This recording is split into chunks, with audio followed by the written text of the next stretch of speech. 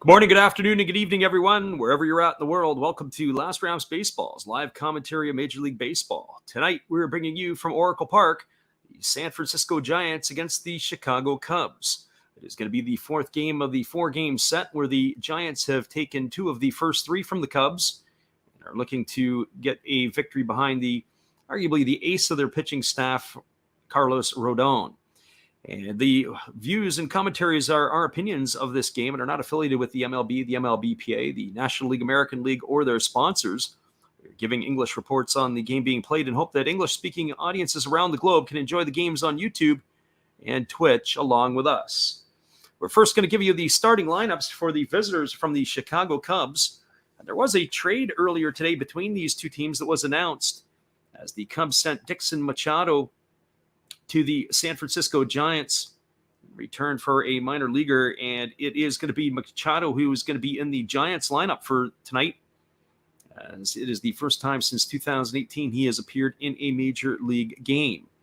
But first of all, we'll give you the lineup for the visitors from Chi-Town, and leading off and playing second base, wearing number 5 is Christopher Morel. Batting second and doing the catching, wearing number 40, is Wilson Contreras. Batting third in left field, wearing number 8, is Ian Happ. In the cleanup spot and playing in right field, wearing number 27, is Seiya Suzuki. Batting fifth and playing shortstop, wearing number 2, is Nico Horner. Batting sixth and doing the designated hitting is number 16, Patrick Wisdom. Batting seventh and in center field, wearing number 4, is Nelson Velasquez. Batting eighth and playing third base, wearing number 13, is David Bote. Batting ninth at first base, number 48, P.J. Higgins. And they're going to face the lefty, and Carlos Rodon. He brings an 8-6 record to the table. He's worked 116 innings. He's allowed 91 hits, 42 runs, 41 of which have been earned. He's walked 39 and struck out 148. He's got an ERA of 3.18 on the season. So that's the lineup for the Cubs and who they're facing. And now the lineup for the hometown San Francisco Giants. Leading off and playing second base, wearing number 8, is Tommy La Stella. Batting second and in left field, wearing number 51, is Luis Gonzalez. Hitting third in center field, where number 13 is Austin Slater. The cleanup spot and playing first base, wearing number 9, is Brandon Belt. Batting fifth and doing the designated hitting is number 31, Lamont Wade Jr. Batting sixth in right field, wearing number 5, is Mike Yastrzemski. Hitting seventh and playing shortstop, wearing number 49, making his San Francisco Giant debut, is Dixon Machado. Batting eighth and playing third base, wearing number 32, is Jason Vossler. And batting ninth and doing the catching, number 14, is Austin Wynns. And they are going to be facing Adrian Sampson, who takes to the hill tonight for the Cubs. Sampson, a right-hander, 6'2", 210-pounder originally from Redmond, Washington. He is going to take to the hill as he's got a 0-run record on the year. He's worked 39 and a third innings. He's given up 37 hits, 17 runs, 14 of which have been earned. He has walked 9 and struck out 26. He's appeared in 8 games, and 6 of them have been starts, as he was going to get the nod tonight for his 7th start of the year against the San Francisco Giants. So those are your starting lineups for both teams. Hopefully, you guys can stick around with us. We got Shotgun Shell in the house. He says, "Let's go, Cubbies." I'm sure we'll have a number of Cubby and Giant fans in here tonight. We look forward to giving you guys all the action. Hang tight. We'll be right back in just a couple moments after this. The first pitch is about 2 minutes away.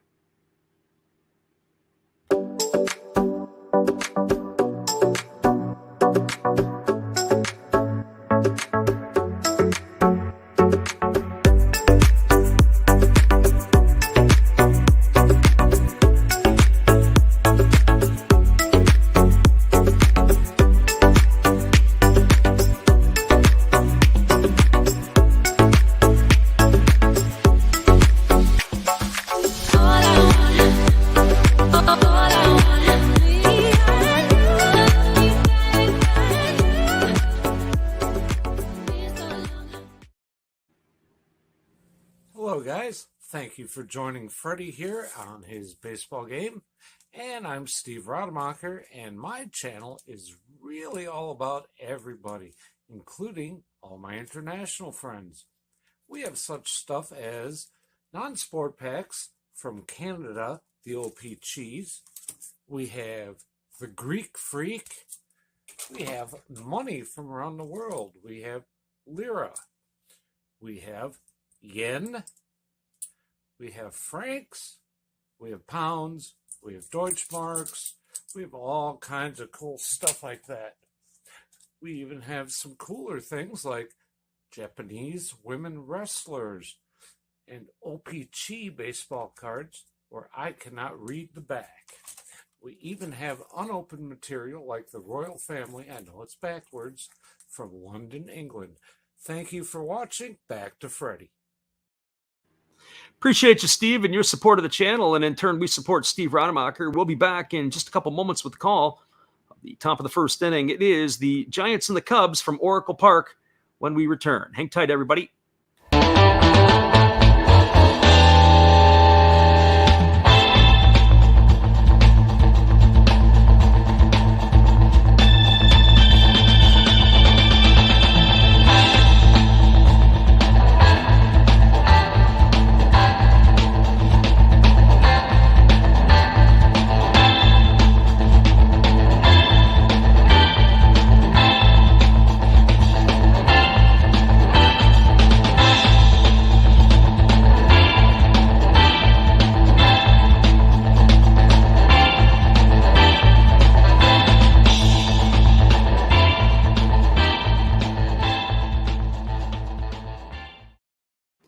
Welcome back, everybody. Carlos Rodon is completing his warm-up tosses, and we're ready to get this one underway in just a couple moments. It is going to be Christopher Morel, Wilson Contreras, and Ian Happ to get things going for the Cubs in their half of the first inning. Our friend Shotgun Shell 80 says the Colorado Rockies wore those hideous uniforms today. I saw the Padres wear those uniforms yesterday, their City Connect uniforms against the Minnesota Twins. I can only imagine if those two teams were going head-to-head against each other. There might have been a little bit of a clash in terms of colors. So it is Carlos Rodon who is taking to the hill. He's just completed his warm-up tosses. Our friend Brian Dazara says, I'm so happy I can mute ESPN. Well, we're glad that you've got us aboard here, Brian, and we can give you all the details on this one. I know I've got a good friend of mine who has these challenges in watching a little bit of the stuff. I kind of have to admit, I did really like the call of Joe Morgan and Miller, who used to, I can't remember Miller's first name, who does the Giant games back in the day when, of course, Joe Morgan was still with us and able to get some of the insight into the games. And here comes the first pitch of the ball game from Carlos Rodon, and it is a fastball swung on and missed, and the count is 0-1. So we are underway at Oracle Park. It is 59 degrees Fahrenheit. It is partly cloudy. The wind is blowing in from center field at about 7 miles an hour, but we know it is a little bit different than that. They, of course, are giving a different weather report. They're saying it's close to 67, so depending upon which one you're looking at, we'll have to go with the one that the MLB is providing us in their information. And there was a ball that misses to Morel. Now the 1-1 pitch is a fastball swung on and fouled away, and the count goes to 1-2. So 1 ball and 2 strikes to Christopher Morel. Morel on the season is hitting .269. He's got 9 homers and 29 runs batted in. He is being a table center here for the Cubs. He's having himself a decent year so far. Here comes the pitch. It's a fastball at 96 that misses upstairs, and the count is now 2-2. Defensively for the Giants today in the outfield from left to right, it's Luis Gonzalez in left. Austin Slater is in center, and the right fielder is Mike Yastrzemski. As Rodon rocks into the motion and delivers. There's a breaking ball swung on. It is lifted to deep left field, and this one's going to have the legs, and it's on the warning track, leaping up and making the catch and pulling it in. What a great job by the left fielder, Luis Gonzalez, to leap up and take a home run away from Christopher Morel. That ball kept traveling and traveling and traveling. He timed his leap properly. He was able to go up above the wall and haul that one back, and that is going to be out number 1 here in the first inning. What a way to start the ball game. As he pulls that one back, does Gonzalez for out number 1. That is going to bring up the catcher, Wilson Contreras. So right out of the gate, we've got a Instagram highlight. If you're on after the game, be sure to check that one out. That is going to be definitely a play of the week. So Wilson Contreras steps up to the plate. He's batting .255 on the season. He's got 14 homers and 38 RBIs. There's a fastball that misses upstairs for ball 1, and the count is 1-0. So 1 ball and no strike to Contreras. Contreras has been rumored in a number of trade rumors as a breaking ball misses inside and the count goes to 2-0. But there's not been many starting catchers over the last 50 years that have been traded in midseason, and a lot of reasons for that is starting catchers usually are moved in the offseason. There's the fastball swung on and fouled away. And part of that is that they've got to get used to the pitching staffs that they work with. You get to know the pitchers, you're catching their bullpens, you're starting to learn how guys throw, what they throw, when they throw, all that type of stuff. So unfortunately, it is probably not likely that he'll be traded at this deadline either. There's a fastball that misses upstairs, and the count is now 3-1 to Contreras. I think I read in the last 50 years, there have been 7 starting catchers traded to teams that have made the playoffs. Names that come to mind would be Ron Hasse many years ago, but not too many. Can barely think of guys off the top of my head. There's, as I said, I saw an article that said about 6 or 7. There's a fastball swung on. This has popped up on the first base side. Moving underneath it is Brandon Belt, and he's going to make the catch, and that is going to retire Contreras for the second out of the inning. So 2 up and 2 away, and that's going to bring up the left fielder, Ian Happ. For Happ on the season, he's batting .280. He's got 9 homers and 46 runs batted in. Happ has been a pleasant surprise for the Cubs this year. He's stayed relatively healthy. It's been a bit of a challenge through his career to keep his health. The switch hitter batting right-handed here against the left-handed throwing Rodon. He rocks into the motion and kicks and delivers. There's a fastball that misses upstairs, and the count is 1-0. That first batter of the ball game, Morel, certainly woke me up in a hurry. I thought, boy, we're going to settle down, get into this one, and do a nice groove. And what a great play by the left fielder Gonzalez. There's a breaking ball that misses down, and the count is now 2-0 to bring that potential home run back. Rodon asks for a new baseball, and he gets it. I've seen Rodon in his last two of his last 3 starts. He's got to find a way to get back on track a little bit. There's the pitch. It is a fastball swung on and fouled away. It's going to reach the seats on the first base side, and that runs the count to 2-1. Just doesn't seem to quite have his best stuff. Those last couple of starts, struggled to locate his pitches, got himself into some trouble. And here comes the 2-1 offering. There's a fastball swung on. This is fouled away down the first base line, and the count goes to 2-2. So 2 balls and 2 strikes to Ian Happ. I will say this, that starter Rodon has really tried to establish his fastball against the Cubs here in the first 3 batters in the order here. All fastballs so far to Ian Happ. Here's the pitch. It is a fastball swung on. It is grounded up the middle. It's going to get past the glove of the second baseman, Tommy LaStella, into center field, and that is going to be a 2-out single. That is going to bring up the right fielder tonight, Seiya Suzuki. So for those of you who are familiar with our Japanese calls, Seiya Suzuki, we were barking about him over the last year or so, getting into Major League Baseball and coming over, and he comes signed him in the offseason. Suzuki, for my money, reminds me more of the mold of a Hideki Matsui. Mind you, Suzuki bats from the right side. That's kind of the type of player that I would envision him having. Maybe 20 to 25 homers, 85 to 95 runs batted in per year. The top of his game. There's a first pitch fastball swung on. This is lifted foul down the right field line, and the count is 0-1. Suzuki this year is batting .260. He's got 8 homers and 30 RBIs. I would say that he is on pace probably this year, now that he's back from injury, to potentially reach 20 homers if he gets on a bit of a hot streak through the month of August and into September. So about approximately 10 weeks left of the season. And here comes the pitch from Rodon. It's a fastball that misses upstairs, and the count goes even at 1-1. So 1 ball and 1 strike to Suzuki.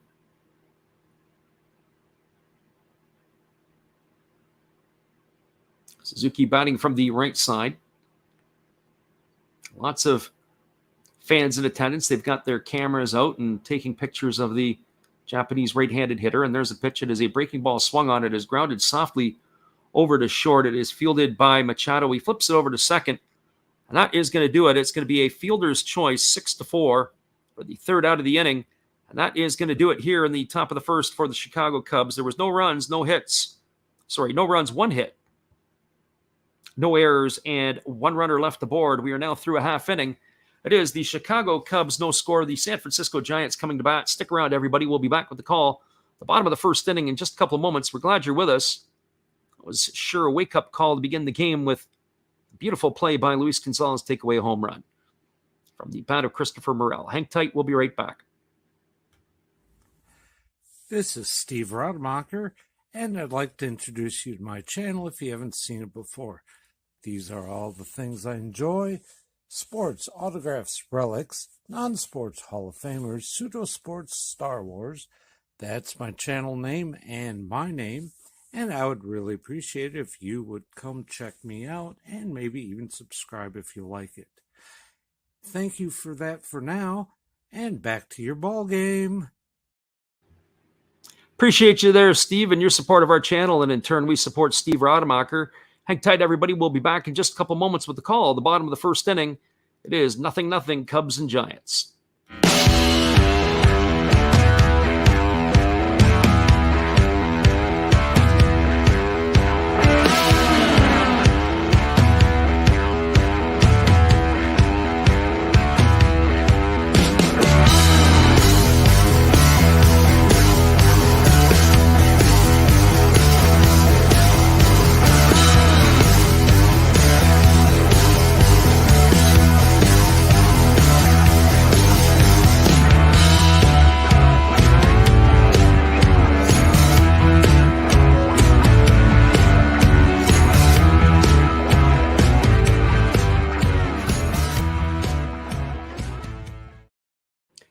Welcome back, everybody. It is the bottom of the first inning. It'll be Tommy La Stella, Luis Gonzalez, and Austin Slater to come to bat to face Adrian Sampson. Sampson getting the start tonight for the Cubs. It is going to be his 9th start. He has bounced around a little bit. He was with the Lotte Giants in the KBO in 2020. Before that, he was with the Texas Rangers. And here's the first pitch. It is a fastball that misses outside, and the count is 1-0 to La Stella.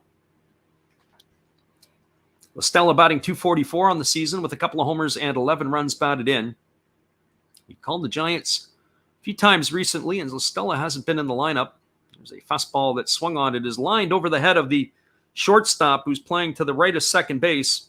That's going to get down for a base hit as the leadoff hitter La Stella was able to beat the shift, and he's aboard with a leadoff single.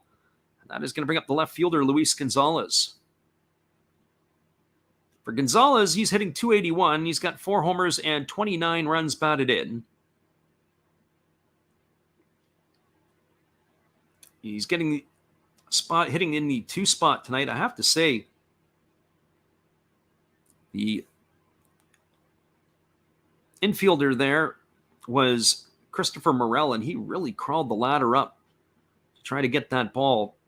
But unfortunately, he wasn't able to haul it down like Luis Gonzalez did to him when he was at the plate. There's a fastball that is swung on that is taken for a called strike. And the count is the fastball that is taken for a ball, and the count is 1-0 to Luis Gonzalez. Sorry about that, everybody. We're trying to multitask here and not doing anything very well. Here comes the 1-0 pitch. Sampson holds at the belt, and he kicks and delivers. There's a breaking ball now taken for a called strike, and the count is 1-1.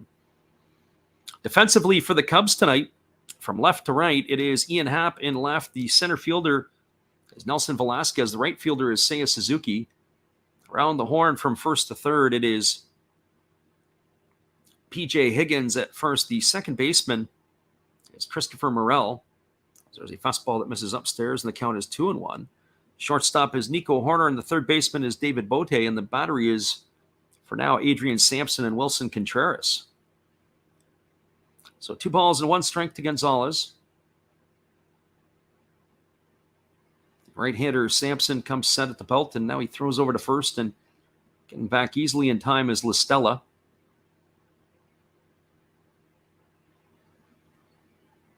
Think about the pitching sometimes right now in Major League Baseball. There's 30 teams across the MLB. And in some ways, I think about how watered down the pitching is at this point. There's a fastball that misses inside, and the count is 3-1. If you eliminated 4 teams or even 6 teams, how much better would the overall pitching be in the MLB? I often complain, they say there's not enough offense with some of these games. And then, yeah, there is that argument too. But also, you get rid of some of those weaker hitters. There's a fastball swung on. This ball is belted down the right field line, but it's going to hook into the netting foul. It's going to run the count to 3-2. But you think about it, if you removed pretty much 5 pitchers off the back end of each team, you consolidated the pitchers that were on those 4 to 6 teams that were eliminated. You take their better guys and you spread them out over the remaining teams, just how much more better the baseball would probably be in terms of pitching. But also, too, some of the fringe players that wouldn't have jobs at the big league level would trickle down all the way down, make AAA a little bit better. AA would probably be better. Here comes the 3-2 pitch. There is a fastball swung on. This ball is lifted into straightaway center field. Camping out underneath it is Nelson Velasquez. He makes the catch. And that is going to retire Gonzalez for the first out of the inning. So that will keep La Stella at first. That's going to bring up the center fielder, Austin Slater. For Slater, he's hitting .291. He's got 5 homers and 24 runs batted in. Gets the nod to start tonight in center field. As I look through this lineup, there were a number of players that, when we're watching, that haven't been in the lineup. As we mentioned, Tommy La Stella in the lineup tonight. We've been seeing Wilmer Flores a lot, or Tairo Estrada. There's a fastball that misses down and away. The count is 1-0 in the middle infield. As well as David Villar has been getting third base. He's not playing tonight. It's Jason Vossler at third. We have seen Belt, Wade Jr. and Yastrzemski, but Brandon Crawford is out for a while right now. There's a breaking ball swung on, and it is lifted foul over on the first base side, and that's going to even the count at 1-1. So just some of the regulars that San Francisco has had in their lineup, you're not seeing them here. Jock Peterson, of course, landed himself on the concussion list last week, so he is out. But yet they're still winning ball games. Got to tip your hat to manager Gabe Kapler and also to the management for bringing in pieces to fill the holes while you've had the injuries. There's a fastball that misses inside, and the count is now 2-1. Our friend Shotgun Shell says, yeah, but it's all about money and not all about quality of pitching. Those hitters would have to find a home too. Yeah, you're absolutely right. Also, too, I think over the last 40 years or 50 years, there's a fastball swung on and fouled away. It's going to reach the seats down the right field line. Runs the count to 2-2. You think about the number of kids that are playing baseball across the United States and in Canada and different places and how it has changed. And so there's a lot of different things that have taken place. As soon as this batter's done, I'm going to have to put the mute on the broadcast here, as I got one of the biggest spiders I think I've seen crawling across my floor. There's a breaking ball, misses down and away, and the count is 3-2. I have to keep my eye on it to see where he's going to go and hang out. I guess it's that time of the year where they're looking for the cooler weather and the get out of the heat, much like everybody else. So 3 balls and 2 strikes it is to Slater.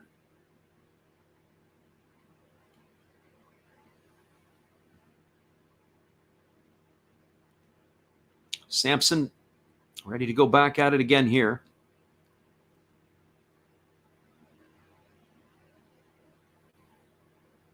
Gets the sign from his catcher Contreras, and now he comes set.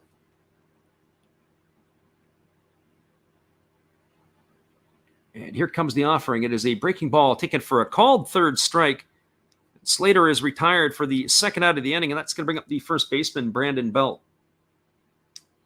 Just a few more thoughts on what we were just talking about the athletes. Baseball, how many years ago, with so many kids playing back in the 60s and the 70s, really was still America's pastime. And a lot of the athletes started to gravitate toward football and basketball. So some of the overall athletes that are entering the sport of baseball has declined a little bit as they first pitch fastball misses down to Brandon Belt. Don't get me wrong, there's still some pretty good athletes in the sport, but when you think of some of the players that have chosen to go toward the NFL or the basketball route, not picked up a baseball bat, and even the onset of Major League Soccer, and the amount of kids playing soccer in the United States was never an issue 30, 40 years ago. There's a fastball that is a check swing that Belt couldn't hold up on. That's going to run the count to 1-1. They do have the shift on for Belt as they've got the shortstop Nico Horner playing in the rover position in shallow right field. And here comes the pitch. It is a fastball swung on and missed, and now the count goes to 1-2 on Belt. And you think about some of those athletes who may have played the sport of baseball that gravitated toward football and toward basketball and other sports.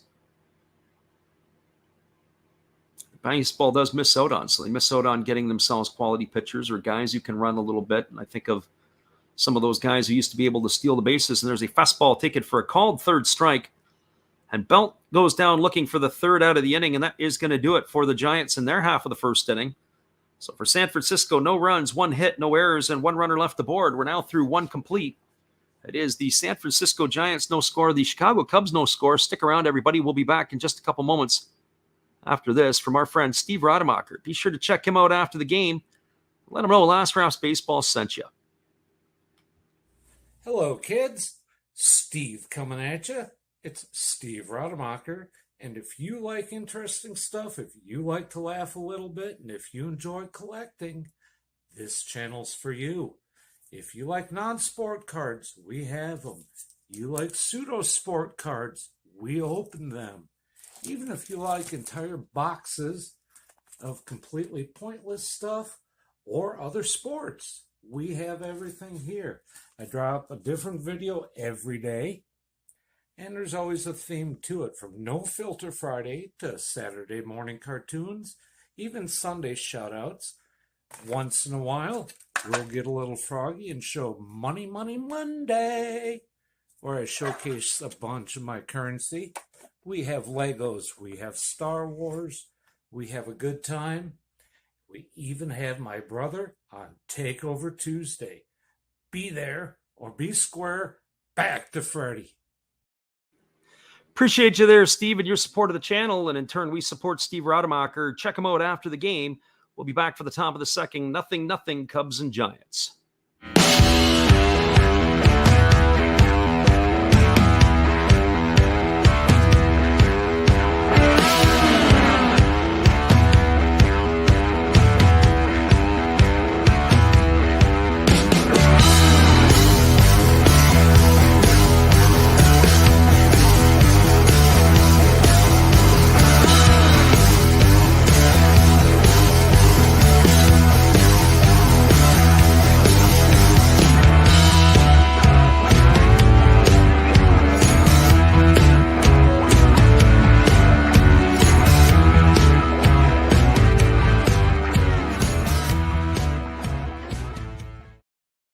Welcome back, everybody. It is the top of the second inning, and it is going to be the 5, 6, and 7 hitters coming to bat for the Cubs against Carlos Rodon. Nico Horner will lead it off as Rodon rocks into the windup and delivers a first pitch fastball swung on and fouled away. The count is quickly 0-1 to Horner. Horner's batting .297 on the season. He's got 6 homers and 33 runs batted in. He has really given the Cubs a much-needed boost in the infield. The former number 1 pick has found a way to stay healthy for the most part this year. That is a boon for the Cubs. There's a breaking ball that misses upstairs, and the count is 1-1. Going into the season, for those of you who are casual watchers of baseball, or certainly of the Cubs, wasn't a whole lot expected of this group this year, and there's a breaking ball that misses down, and the count is 2-1. But in some ways, I would think that they have exceeded some of their expectations. a good year that they were able to kind of feel out some of their players to get to see what some guys are able to do in this retool. And there's a fastball swung on and fouled away. The count now goes to 2-2. So 2 balls and 2 strikes. And they're definitely not a team that's going to be going to battle for playoff contention. We got our Braves fan in the house. He says, yo, welcome. There's a fastball swung on and missed. And Horner is gone on strikes for the first out of the inning. What a way here, and that'll bring up the designated hitter, Patrick Wisdom. For Wisdom, he's batting .223 on the season. He's got 19 homers to go with 50 runs batted in. Wisdom had himself a breakout season last year, the former number 1 pick. Had been with the Cardinals and the Rangers. Last year, he got an opportunity to play pretty much every day from almost the midway point of the season on, and he was able to produce. As he takes a fastball outside, the count is 1-0. So 1 ball and no strikes.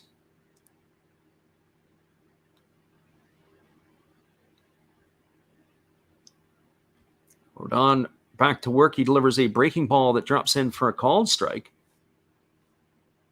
Now the count is 1-1 to Wisdom.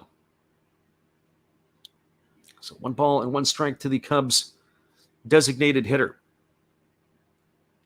One thing with Wisdom, though, is he does strike out a lot. In fact, maybe too much. There's a breaking ball swung on. This ball is hit into the second deck as he literally turned on that one and yanked that one foul.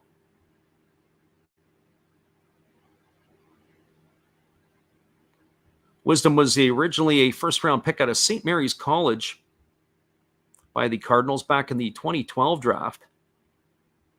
In his debut with the Cardinals in 2018. As Rodon kicks and delivers, there's a fastball swung on and missed. And Wisdom has gone on strikes for the second out of the inning. That's the second strikeout for Rodon. That will leave it all up to the center fielder, Nelson Velasquez. For Velasquez, he was the 5th round pick of the Cubs in 2017 out of Puerto Rico. He's making his debut this year, and he's been producing adequately for the Cubs. He's hitting .247. He's got 5 homers and 15 RBIs. Also stolen a couple bases. Bats from the right side here against the left-handed throwing Rodon, who kicks and delivers. It's a fastball that misses upstairs, and the count is 1-0. So 1 ball and no strikes. For those folks who listen into our Japanese call, we're going to be calling games every single night of the week this week. Starting tomorrow night, there's a fastball taken for a called strike, and the count is 1-1. Those games will begin at 2 a.m. Pacific time if you're in North America, or 5 a.m. if you're on the East Coast. So set your alarm early and come on up and have some breakfast with us. We'll be calling those ball games. And here's the pitch. It is a fastball swung on and fouled away, and the count is 1-2. We'll also squeeze in some Major League games throughout the week as well. We're going to be doing the Giants and the Dodgers, at least the first 3 games in that set, if not the 4th game. It'll be a 4-game set. It is a getaway game on the Thursday. That one is the one that is up in the air for us. I'm not sure if we're going to make the call on that one or not. It'll be about noon on Thursday Pacific time. We'd have to go on the air. There's a fastball at 97 that misses outside, and the count now goes 2-2 to Velasquez. So 2 balls and 2 strikes.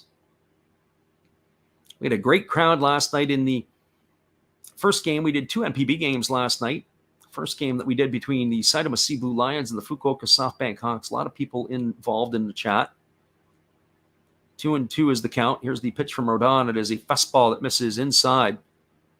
Runs the count now to 3-2. As we mentioned, Rodon has done a really good job today of trying to establish his fastball his first time through the order. Velasquez, that's all he has seen. And this at bat, 5 pitches, all heaters. So 3 balls and 2 strikes to Velasquez. Lefty Rodon holds at the belt, and now he rocks into the motion and delivers. There is a fastball swung on. It is lifted into deep right center field. Moving back onto the warning track and making the catch is Slater. And that is going to do it here for the Cubs in the top of the second inning. So for Chicago, there was no runs, no hits, no errors, and nobody left the board. We're now through 1.5. It is San Francisco Giants nothing, the Chicago Cubs nothing. Stick around, everybody. We'll be back with the call at the bottom of the second inning when we return. Here's our friend Matt. Well, you've got to have an ace in the hole, a little secret that nobody knows. Life is a gamble, a game we all play, but you've got to save something for a rainy day. You've got to learn to play your cards right if you expect to win in life. Don't put it all on the line for just one roll. You've got to have an ace in the hole.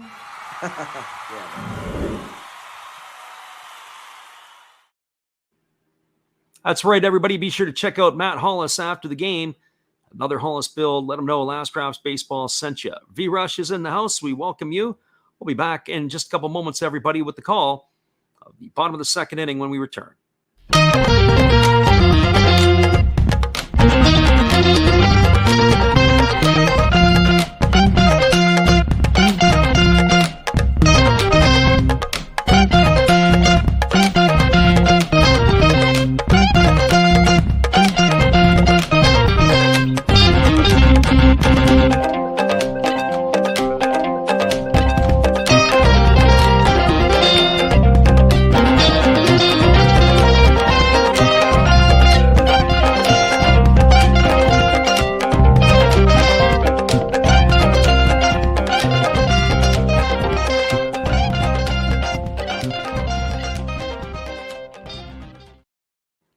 Welcome back, everybody. We're moving to the bottom of the second inning. It is going to be the 5, 6, and 7 hitters in the batting order coming up for the San Francisco Giants. That means it's going to be Lamont Wade Jr., Mike Yastrzemski, and Dixon Machado to face the right-hander Adrian Sampson, who's coming on for his second inning of work. Lamont Wade Jr. really struggling this year to get things going. He had injury that kept him out for a while, and he's not been able to get his timing. He's hitting on the season 185 with 3 homers and 14 RBIs. And here comes the first offering from the right-hander Sampson. It is a fastball swung on. This ball is lined foul. It's going to get into the netting down the right field line. The ball dude is going to go down there and pick it up, and that is no balls and 1 strike to Wade Jr. Wade Jr. was acquired from the Minnesota Twins organization last year straight up for Sean Anderson. And he's been able to, he was a boon last year for the Giants, gave them some pretty good production. There's a fastball swung on and fouled away. The count is now 0-2. Wade Jr. last season played in over 100 games. He hit .253 with 18 homers and 56 runs batted in. Here comes the offering from Sampson. It is a fastball taken for a called third strike on the inside corner. Wade Jr. is gone. A nice pitch there by Sampson. That's the 3rd strikeout in a row. All 3 of them have been gone down looking. It's been a lot of backdoor run he's got on the pitch. He's got some movement. Looks like the pitch is coming inside. The next thing you know, it runs back across the plate.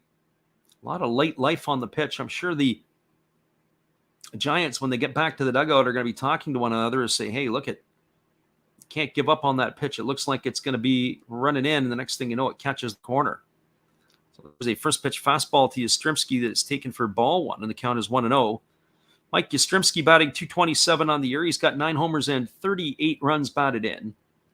It's from the left side against the right-handed throwing Sampson, who kicks and delivers. There's a fastball taken for a called strike. The count runs even at 1-1. The umpires for today's game, Ryan Blackney is behind the plate. Charlie Ramos is at first. Adrian Johnson, the umpire, at second. And John Tom Payne is in the rocking chair at third base. And here's the pitch from Sampson. It's a breaking ball that misses down, and the count goes to 2-1. This crew here has worked the entire series. On deck is Dixon Machado, the shortstop tonight for the Giants. He was acquired. Officially, they announced the trade earlier today between these 2 clubs. And here's the from Sampson. It's a fastball swung on. It's tapped slowly to the right side. Sampson fields it, underhands it, and he flips it to first. And he almost flipped it over the head of the first baseman, P.J. Higgins. He's able to make that play, so that's going to go down as a ground out 1-3 for the second out of the inning, and that'll bring up the shortstop, Dixon Machado. For Dixon Machado, he's not had a big league at bat since 2018. He's was in the Cubs organization, so literally had to make his way across to the Giants here. He came up through the Detroit Tigers system, and then he spent some time with the Cubs. And Machado went overseas. He played in the KBO for a bit. And here comes the pitch from Sampson. It's a fastball taken for a called strike, and the count is 0-1. So no balls and one strike. Our friend V-Rush says, what happened to Estrada? That's a good question. I haven't checked the injury report. There's a breaking ball swung on and missed. The count now goes 0-2. Last time I checked, I was thinking about Jock Peterson, who went on the 7-day DL. As we talk about this, both Sampson and Machado were with the Lotte Giants of the KBO, so they probably never faced each other than in practice or in spring training. And here's the pitch. It is a fastball. It is swung on and missed. And that is going to do it here for out number 3 as Machado was retired on strikes. So Sampson's got 4 strikeouts in 2 innings. There was no runs, no hits, no errors, and nobody left. We're now through 2 complete. It is the Chicago Cubs, nothing. The San Francisco Giants, nothing. Stick around, everybody. We'll be back with the call at the top of the 3rd when we return after this. We appreciate you guys all for being here. Here is our friend Dave. Hey, everybody. Thanks for checking out the game and Last Rams Baseball. This is Dave, Zero Thought Sports Card. If you like pack openings, baseball, all that good stuff, check us out. Drop a comment on our channel this month to win a mystery pack of cards. All you gotta do is say Last Rab sent you to be entered. And we'll drop a video later on this month announcing the winner. Enjoy the game. Appreciate you there, Dave. We'll be right back in just a moment after this.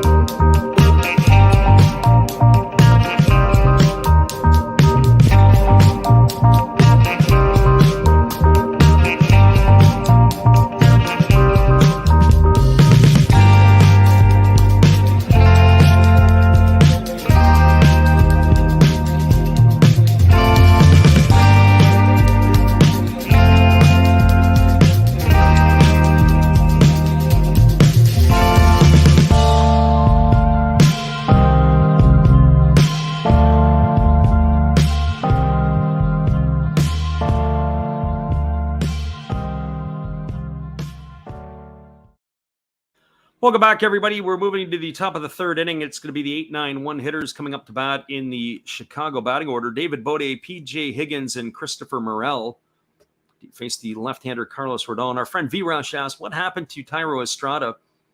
Well, Estrada was placed on the 7-day concussion list as well. I saw the notification go across for Jock Peterson. He was put on the 7-day concussion list. And then, of course, they recalled Jason Vossler, who is in the lineup tonight from the Sacramento River Cats, to play 3rd base. And then the trade today was acquiring Dixon Machado from the Giants. The Giants sent Reynel Espinal to the Chicago Cubs as part of that trade straight up. Other movement today was Tobias Myers. The pitcher was designated for assignment by the Giants. So usually there's an opportunity where they designate them for assignment, and they've got to either trade them, send them down, or let them go. And there's a fastball taken for a called strike, and the count is 0-1 to Bote. Bote on the season is batting .271. He's got a homer and 3 runs batted in. He bats from the right side against the left-handed throwing Rodon, who kicks and delivers. There's a breaking ball that misses down, and the count is 1-1. So 1 ball and 1 strike to David Bote. So all kinds of injuries right now for the San Francisco Giants. Brandon Crawford out of the lineup, as well as the 3rd baseman, Evan Longoria. Longoria has been battling injuries all over the place this year. There's a breaking ball that misses down, and in, and the count is 2-1. Understand it's hamstring issues for Longoria. So 2 balls and 1 strike to Bote. Rodon rocks into the motion, and he kicks and delivers. It is a fastball swung on and missed. Now the count runs even at 2-2. This game here has got some pretty good tempo and pace so far, as both pitchers are throwing strikes. So 2 balls and 2 strikes. And here's the pitch. It is a fastball swung on and missed. Bote is retired on strikes. That's the 3rd strikeout of the ball game, as he's gone for out number 1 here in the 3rd inning, and that's going to bring up the first baseman, P.J. Higgins. For Higgins, he's batting .282. He's got 4 homers and 16 runs batted in. He steps to the plate to face Rodon for the first time, as he's the 9-hole hitter in the batting order. The first pitch is a fastball swung on and fouled away. Count is quickly 0-1. So no balls and 1 strike to Higgins. Higgins, another one of those players who is surprisingly given the Cubs a decent numbers in a part-time role. He's listed as a catcher. I've seen the Cubs play a couple times this year. I've never seen him catch. I've seen him play first base. There's a breaking ball that misses upstairs, and the count is 1-1. So 1 ball and 1 strike.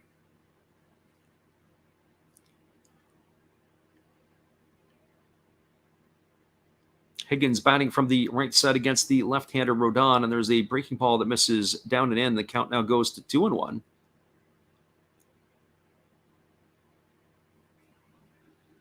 So 2 balls and 1 strike. Rodon ready to work again, rocks into the motion and delivers. There's a fastball swung on. This is lifted down the right field line, but it's going to slice foul into the seats. Runs the count now even to 2-2. For Higgins, he was originally drafted in the 12th round out of Old Dominion University in Norfolk, Virginia. It's his 2nd taste of the big leagues. He made his major league debut last year. It didn't quite go as well. He was only 1 for 23. There's a fastball that misses upstairs, and the count now goes to 3-2. This year here, he's chance to appear in 35 games. And in the part-time role, he's been able to produce. So he's got 4 homers and hitting .282. He's able to find his way on base at a .358 clip, and there's a fastball swung on and missed. And Higgins is retired on strikes. Then he's out for out number 2. That is now 6 in a row retired by the left-hander Rodon. And his 4th strikeout, and that's going to bring up the top of the order in Christopher Morel. Morel is 0 for 1 tonight. He led off the ball game and was robbed of a home run by the left fielder Luis Gonzalez. Well, they crawl the ladder and go over the fence to take that ball back. The first pitch he sees is swung on. It's grounded over to short. It's fielded by Machado. He throws to first, and that is going to do it here for the Cubs in their half of the 3rd. It's going to go down as a ground out 6-3 for out number 3. So for the Cubbies in their half of the 3rd inning, no runs, no hits, no errors, and nobody left the board. We're now through 2.5. It is the Cubs nothing, the Giants nothing. Stick around, everybody. We'll be back with the call at the bottom of the 3rd inning when we return. Hang tight. We appreciate y'all looking here. But our friend V-Rush says Rodon is looking good today. You better believe he is. He's out there throwing strikes and absolutely dealing. We'll be right back in just a few. Hello, guys. Steve Rademacher coming at you. I'm having my 500 subscriber giveaway if we get there by the end of this year. That's my name and my channel, Steve Rademacher. All you have to do is be publicly subscribed, and then you can enter to win once we hit the magic number, either an unopened, still sealed box of Star Trek official trading cards, Next Generation and Original Series. If that's not your cup of tea, we have Fleer Adrenaline. with a Deer Dick rookie card. I have pulled out an autograph from one of these, and there are relics. If that's not your thing, how about an unopened box of 1987 Donruss baseball? Just come watch me, subscribe, and enjoy the show. Thank you. Appreciate you there, Steve, and your support of our channel. And in turn, we support Steve Rademacher. Stick around, everybody. We'll be back with the call at the bottom of the third inning. In just a couple moments. We're glad you're with us. Hang tight.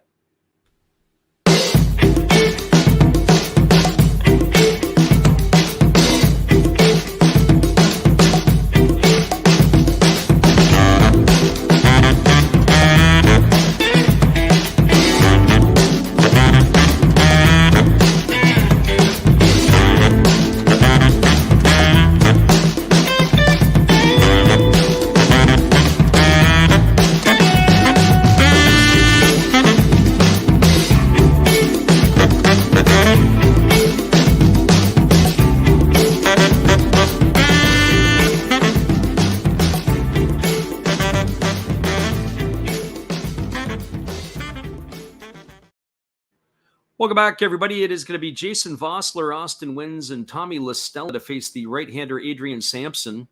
It's 8-9-1 in the batting order, and the first pitch is a fastball that misses down and in for ball one, and the count is 1-0. For Vossler, he's batting .279 with 4 homers and 8 RBIs. He was recalled yesterday from the Sacramento River Cats, or actually on the 29th. There's a fastball swung on and fouled away, and the count goes to 1-1. Vossler, it's the first time I've seen him. As we said, we've been doing games, and it's been VR, the third baseman.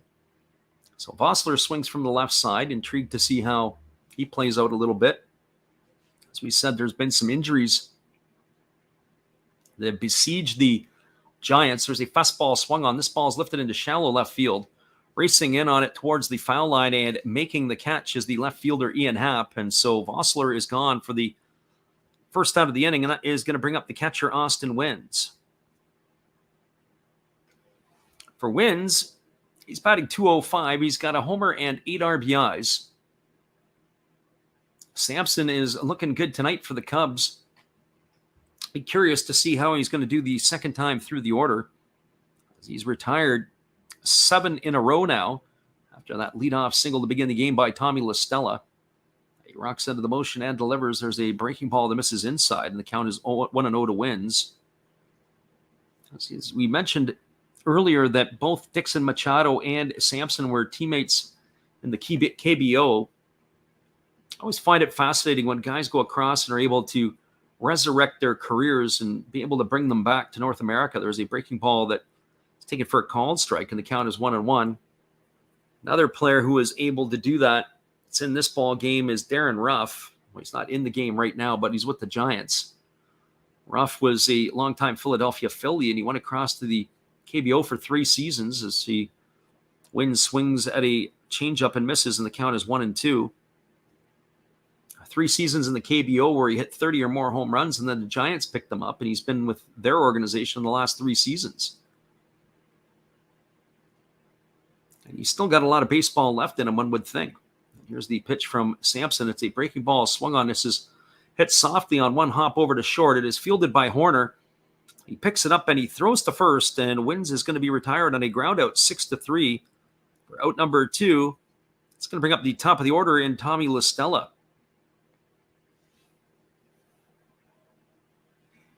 So LaStella, who's led the ball game off with a single, he was stranded at first base in the first inning.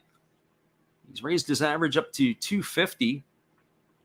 He's got a couple of homers and 11 RBIs. He's been battling a little bit of injury this year. And here comes the first pitch from Sampson. It's a breaking ball that misses down.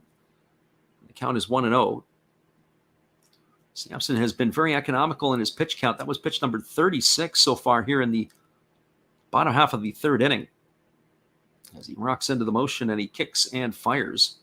There's a breaking ball that catches the outside corner, and the count goes even to 1-1. So 1 ball and 1 strike. Sampson is matching his opposite number, Carlos Rodon, pitch for pitch so far in this one. Here's the 1-1 offering, and it is a fastball swung on and grounded foul, and the count is 1-2. Tommy La Stella was once upon a time a Chicago Cub. He was traded straight up for a young fella that used to coach. His name was Connor Lillis White. Lillis White was a left-handed pitcher in the Angels organization, and he was sent packing to the Cubs. He never got to the big leagues. He got to AAA. He had some issues in his forearm. It was thoracic outlet syndrome. As there's a breaking ball that misses down, and the count is 2-2. And he never got a chance to pitch in the show. You hear about that sometimes, thoracic outlet syndrome. It is where the pitchers lose feeling in the end of their fingers. There's also some nerve issues that exist there. And how would you like to throw a 95-mile-an-hour fastball and not know where it's going to go because you can't feel it off your fingertips? There's a fastball that misses outside, and the count is 3-2. So 3 balls and 2 strikes to La Stella.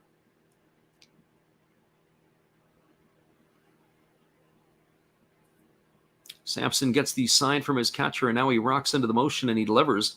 It's a fastball swung on. This ball is lined into right field. It's down for a base hit. It's in the corner, and it's trouble. It's going to be extra bases. Digging for 2 is La Stella. Coming up with it is the right fielder, Suzuki. He fires it in. And stopping at second base is La Stella. He's got both of the hits tonight for the Giants. A single and a double, and he is aboard with 2 gone, and that's going to bring up the left fielder, Luis Gonzalez. So that will be a boon for the Giants if La Stella can figure out his bat and get himself going like he has done in the past. It's his 12th double this season for La Stella. So Luis Gonzalez strides to the plate. He's 0 for 1 tonight. He flew out to the center fielder his first time up. His average is dipped to 280. He's got 4 homers and 29 RBIs. First pitch breaking ball drops in for a called strike, and the count is 0-1. I have to say, I can't remember when I've seen Adrian Sampson pitch before. I don't remember if it was at some point earlier this year, but I really like the way his stuff is working here tonight through the first 2+ innings. And here's the pitch. It is a fastball that is going to catch the top part of the plate, or top part of the strike zone, for a called strike, and the count is 0-2. So no balls and 2 strikes. Even the K zone shows it did get there. But the 2 things I really like, he's got some bite on his breaking ball, and he's got some arm side run to his fastball. Very impressive so far. So here's the 0-2 pitch. And now he kicks and delivers. There's a breaking ball that misses down, and the count is now 1-2 to Gonzalez.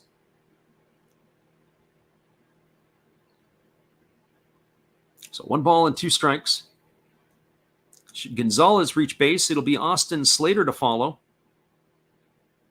As the Giants are at the top of the order right now with 2 gone. Sampson holds at the belt. He checks the runner at second, and now he delivers. It is a fastball swung on. This ball is hit to right field. Moving back is Seiya Suzuki. He's on the warning track. He's going to make the catch, and that is going to do it as Gonzalez is gone for out number 3. They strand a runner to the Giants. There was no runs in the inning on 1 hit. It was the double by La Stella. There were no errors and 1 runner left aboard.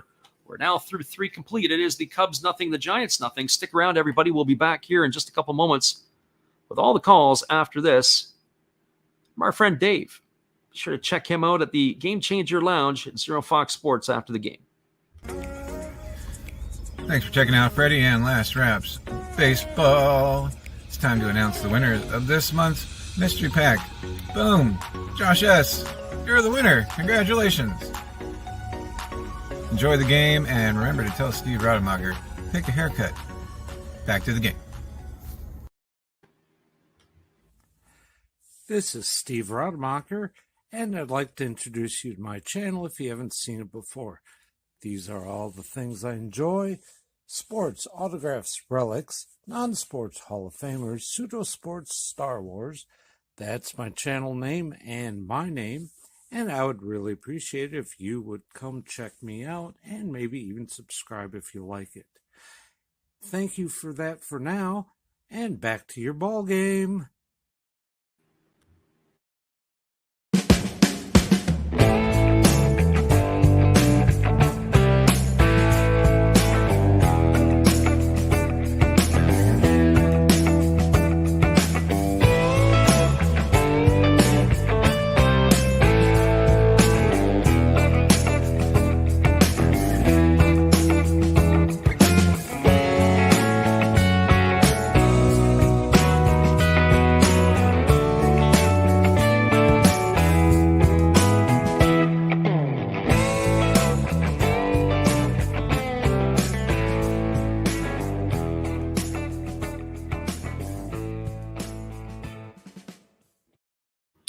Welcome back, everybody. This game is clipping along at a pretty good pace. We're moving to the top of the fourth inning. It is going to be Wilson Contreras, Ian Happ, and Seiya Suzuki, the 2, 3, 4 hitters in the Chicago batting order, coming up to face Carlos Rodon.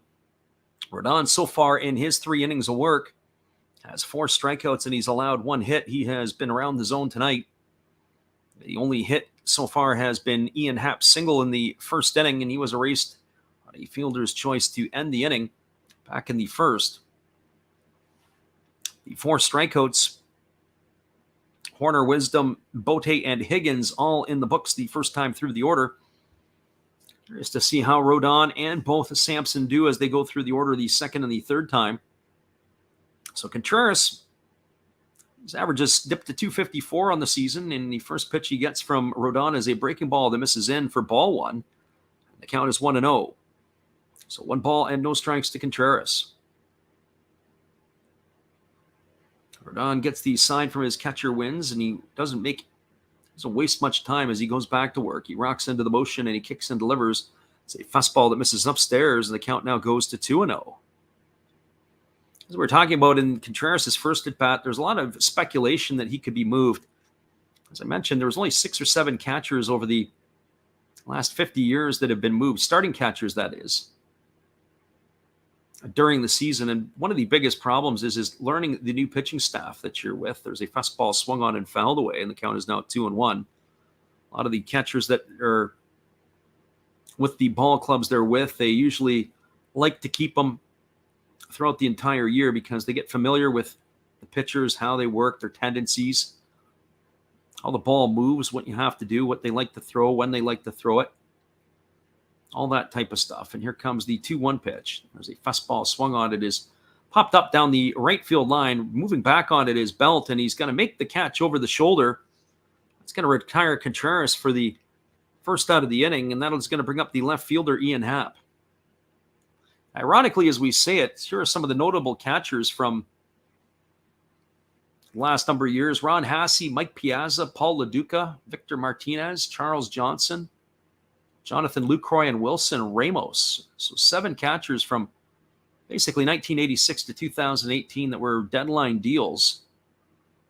So the odds of Contreras being dealt are not in his favor. Now, mind you, the Cubs aren't really going anywhere. So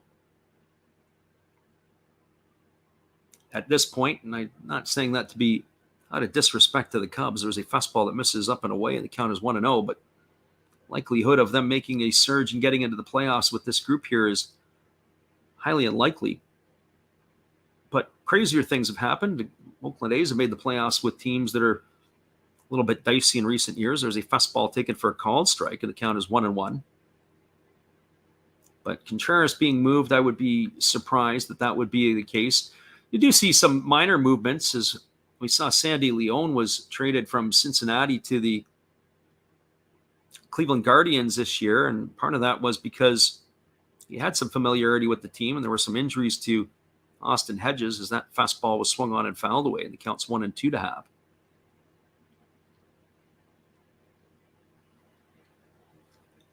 And here comes the 1-2 offering. There's a breaking ball swung on it, is tapped slowly back to the pitcher.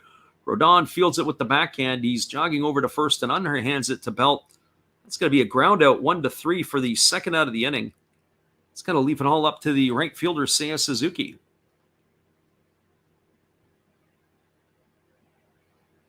For Suzuki, he is 0 for 1 tonight. He bounced into a fielder's choice his first time up.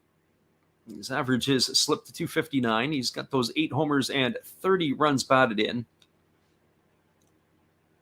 He got off to a hot start for the Cubs and then ended up out of action for quite a while with an injury, but now he's back in the lineup.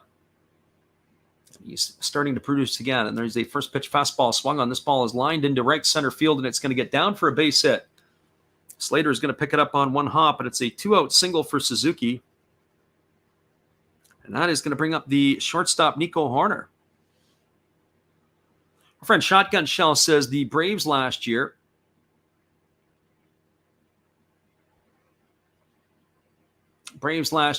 went on quite the run last year. The trades that Alex Anthopoulos made by basically revamping that entire outfield. You lose Ozuna because of the domestic issue. You lose Acuna with the knee injury. They expected a lot out of Christian Pache. There's a fastball swung on and fouled away, and that really never ever came to fruition. And before the deadline's done, you go out and you revamp your whole outfield. You bring in Jock Peterson, Jorge Soler, Adam Duvall. You get Eddie Rosario as well, who was injured when they acquired him. That whole outfield carried their group right to a World Series. There's a fastball swung on and fouled away, and the count is now 0-2 to Horner. I wonder what the Braves are going to do this year. And I also thought about what would the Braves do if they weren't in the National League East. Would they actually make a run for Juan Soto? I don't think they would do that because I don't think the Nationals are going to trade in division to the Nats or to the Braves. There's a fastball that is swung on and fouled away. That last pitch was at 99 miles an hour. The hardest pitch that we've seen Rodon throw tonight. So no balls and 2 strikes to Horner.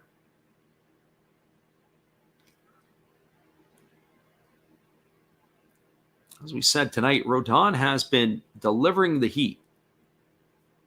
He has thrown a lot of fastballs, and that's all that Horner's been getting in this at-bat here. So here comes the 0-2 pitch. He kicks and delivers. There's a breaking ball that misses upstairs, and the count is now 1-2.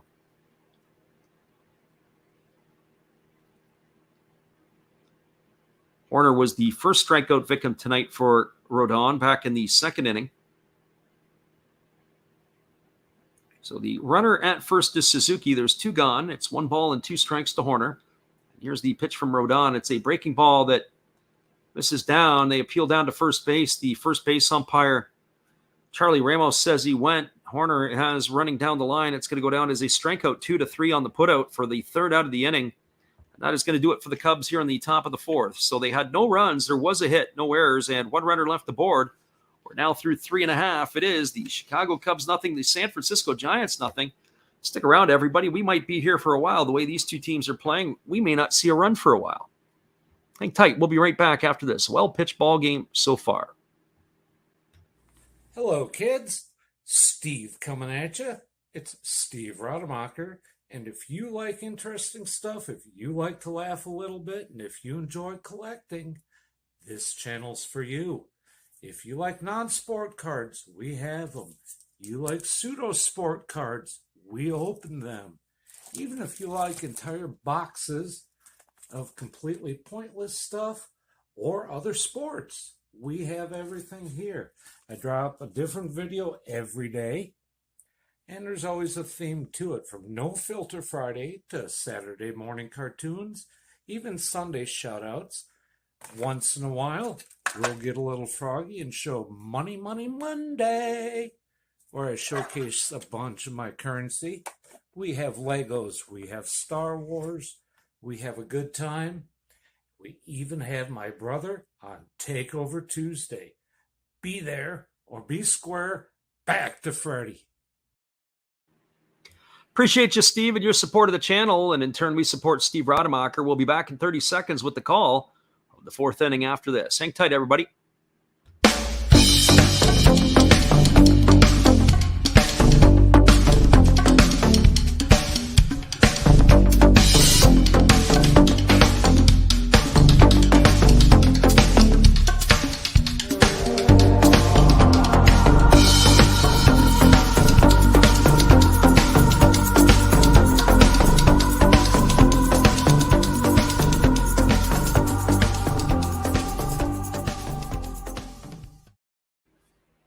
Our friend Shotgun Shell says, I'm a baseball almanac, and we appreciate that. You know, sometimes it's hard to always remember everything, and I think it would come a lot easier if we just stuck with one team.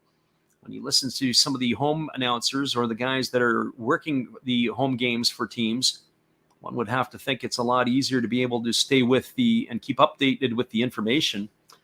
When you listen to the games or you're around a team, you can remember a lot of stuff. There's a breaking ball that misses down and away. And the count is 1 ball and no strikes to Austin Slater. It'll be Slater, Belt, and Lamont Wade Jr. here in the 4th inning to face the right-hander Sampson.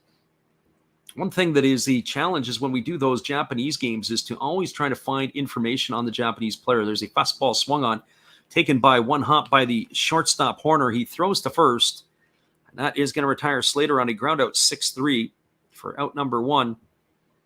So one of the things that I look to do, I think I might have told the story before, that when this is going back probably not quite 30 years ago, and I was in a men's store back east doing some shopping, and it was getting near the close of the store. I had to go pick up either a trench coat or a suit. I can't remember what I was buying.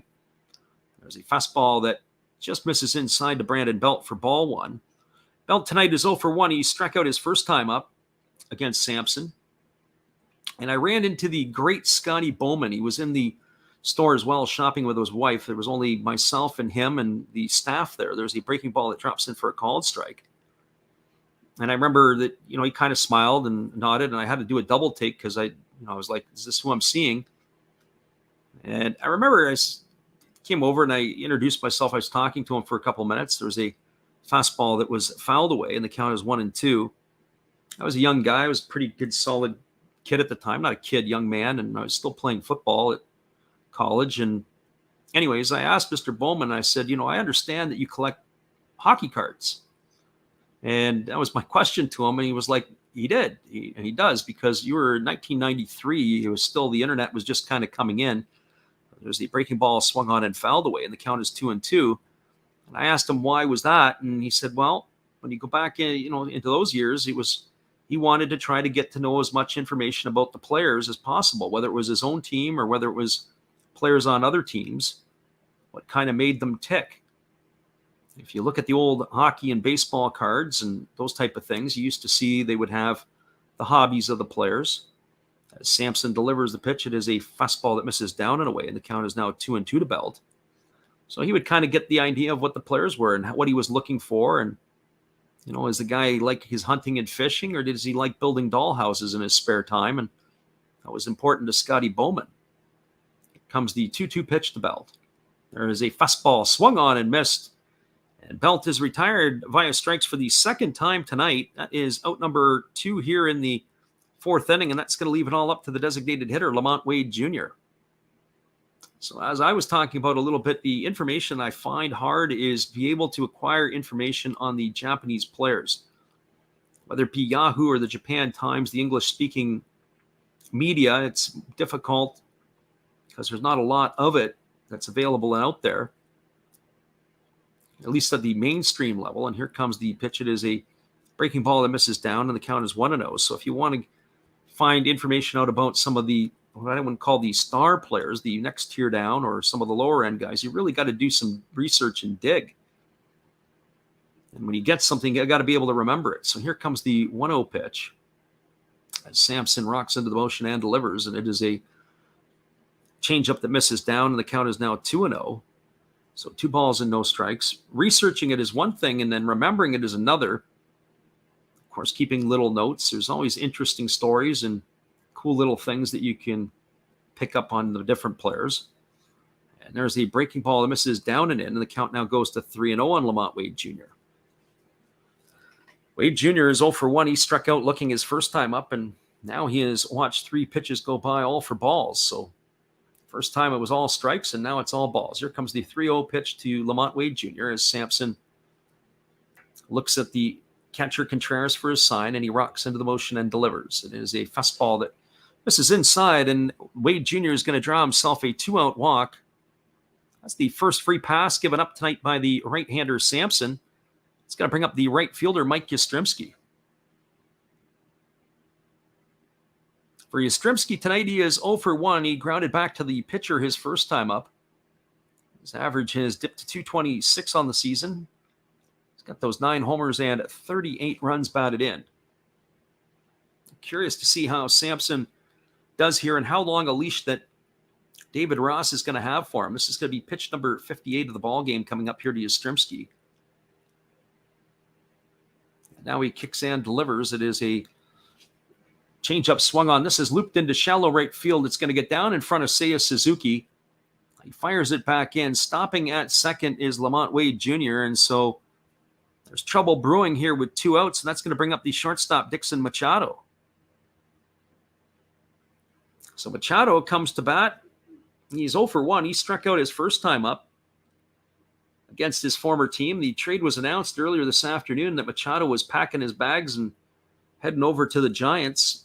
The former member of the Cubs organization has not had a big league at bat since 2018. So here comes the first offering from Sampson. It's a breaking ball that catches the outside corner for a called strike, and the count is 0-1 to Dixon Machado. I remember seeing Dixon Machado when he played with the Tigers. So this probably would have been about 2016, 17, somewhere in that range. And I can't say that I've been to a lot of batting practice, pregame stuff with big league teams. There's a fastball that comes inside, and it runs in and hits Machado. And that is going to load the bases as Machado has been hit by the pitch. Yastrzemski is going to go to second, and Wade is going to go to third. And that's going to bring up the third baseman, Jason Vossler. I guess if you're going to get hit, you get hit with a changeup right on the elbow guard, and that will do the trick.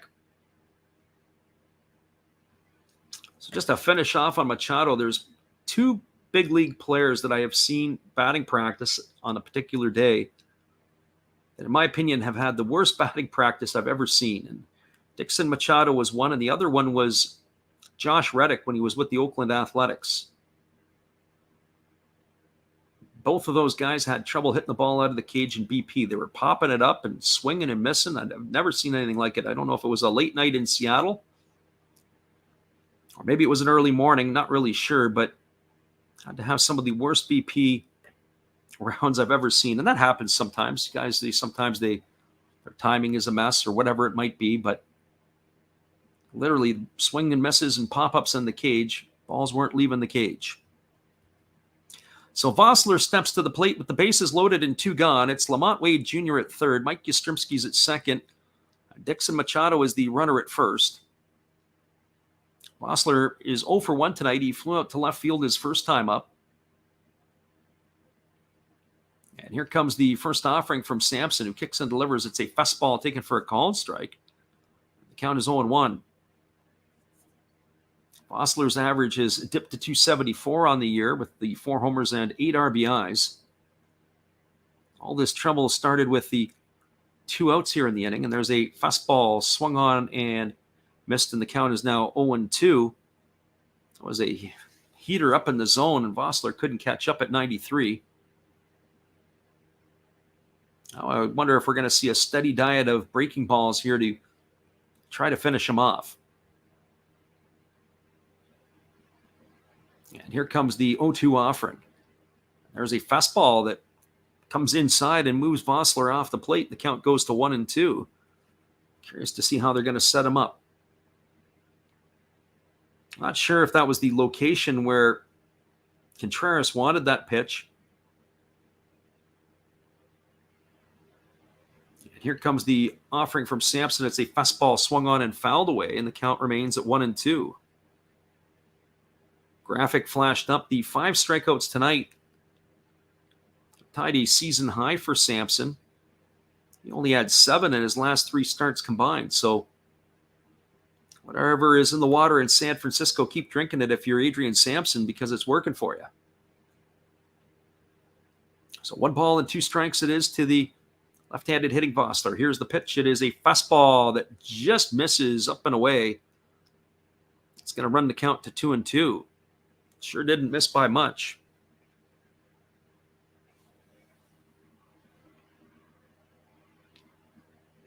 So Sampson ready to go back to work. Here's the 2-2 offering. It is a fastball swung on. This is lifted into shallow left center field. It's going to get down for a base hit. They throw back into second base, and Dixon Machado, who rounded the bag, ends up diving back in. But that is going to cash in 2 runs as Lamont Wade Jr. scores, and Mike Yastrzemski does as well. Stopping at second is Machado. It's a single for Vossler. He's got 2 RBIs. The Giants, all with 2 out here, have now gone up 2-0 on the Cubbies here in the bottom half of the 4th inning. So a walk, a single, a hit by pitch, and then a 2-run single by Vossler.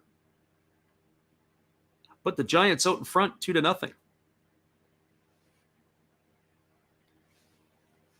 That's going to bring up the catcher, Austin Wins.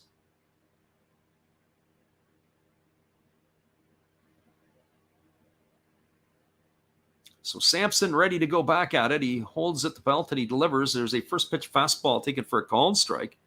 Count is 0-1. A little bit unfortunate for the righty. I mean, he did put himself got himself into trouble on his own with that 4-pitch walk to Wade Jr. with 2 out, and then the single and the hit by pitch. So he dug his own hole. And there's a breaking ball swung on. This ball is lifted into deep center field. Racing back on it is the center fielder, Velasquez, and he's going to play it off the 391 side. 1 run is in. Digging for 2 is the runner Wins, and he's going to slide in safely with a double. And that is going to bring home a couple of more runs here for the San Francisco Giants, and they have gone up now 4-0. So this has gone sideways in a hurry for Sampson, who got the first 2 outs in the inning, and he's lost everything here after those first 2 outs.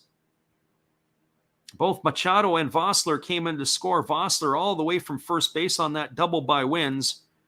Now it's going to bring up the top of the order in Tommy La Stella. The Giant fans are making some noise here against the Cubs in the bottom of the 4th inning as it brings La Stella to the plate. So La Stella tonight is 2 for 2. He's got a single and a double in his first 2 trips up, and he takes a breaking ball for a called strike, and the count is 0-1.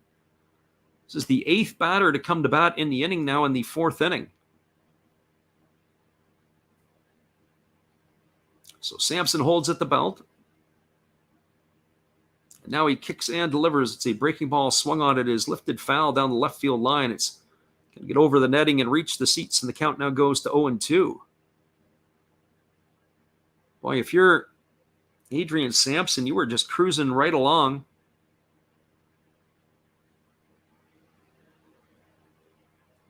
He'd retired 10 of the last 11 batters he faced. Then the wheels fell off the apple cart in a big hurry. So no balls and 2 strikes here to the leadoff hitter, La Stella. This is going to be the 26th pitch of the inning for the right-hander. And he kicks and delivers. There's a fastball that misses upstairs, and the count goes to 1-2. So 1 ball and 2 strikes. The Giants have 3 hits in the inning to go along with a hit batter and a walk. So Sampson gets his sign, and he comes set. And now he kicks and fires. It is a fastball swung on and missed. And La Stella goes down on strikes for the 3rd out of the inning, but there was damage and lots of it here in the 4th inning, all with 2 out. There were 4 runs in the inning on the benefit of 3 hits. There were no errors and 1 runner left aboard. We are now through 4 complete. It is the San Francisco Giants 4, the Chicago Cubs no score. Stick around, everybody. We'll be back in just a couple moments after this from our friend Steve Rademacher. Be sure after the game, check him out. Let him know that we sent him there. Domo arigato. Sorry if I mispronounced that. I'm new at this. Thank you for watching Last Raps Baseball. Tell all your friends and family to come check him out, ask some questions during the telecast, and give him a good sub and a thumbs up. And this is Steve coming back at you, and some new things on my channel. Star Wars figures that everybody likes. We have Mad magazines from the 1970s. We try to avoid the Noid.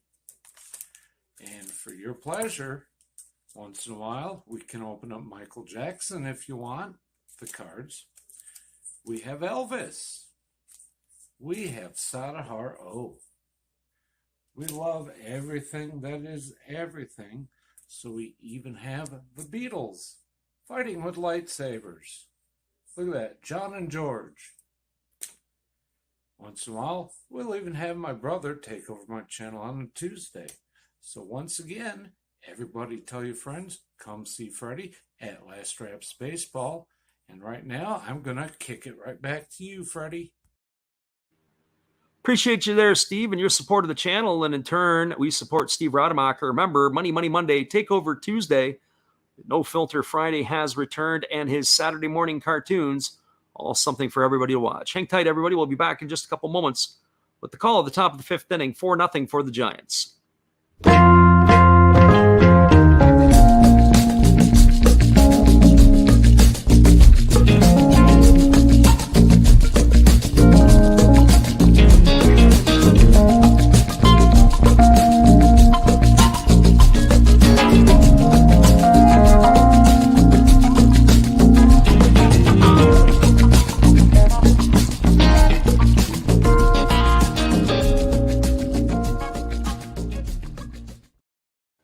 Welcome back, everybody. It is going to be the 6, 7, and 8 hitters in the Cubs batting order. That means Patrick Wisdom, Nelson Velasquez, and David Bode to face the left-hander Carlos Rodon.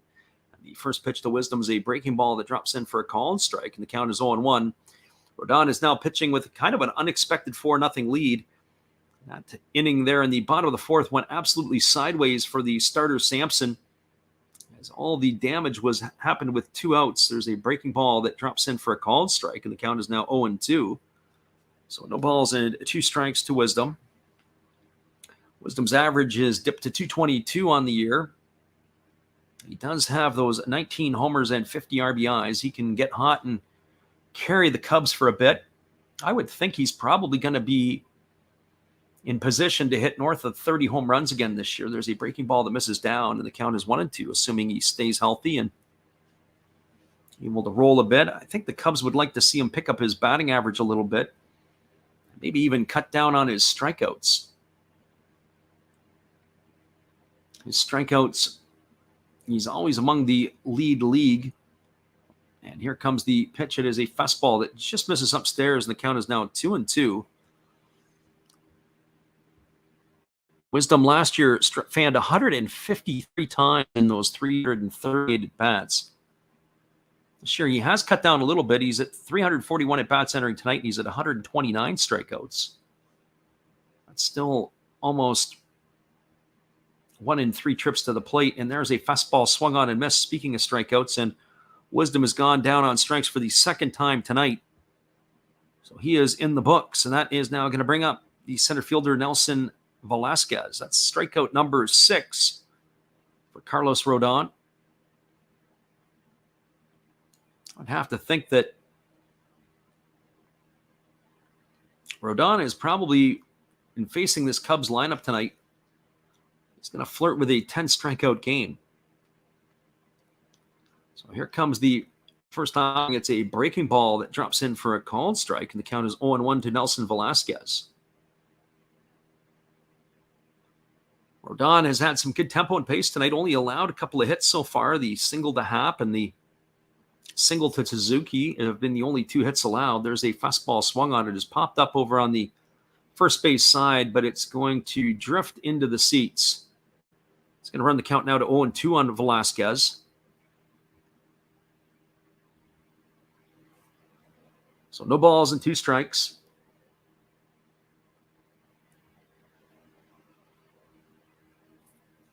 I would think that the chance for the Cubs tonight to get some runs is going to have to come from the bullpen of the Giants.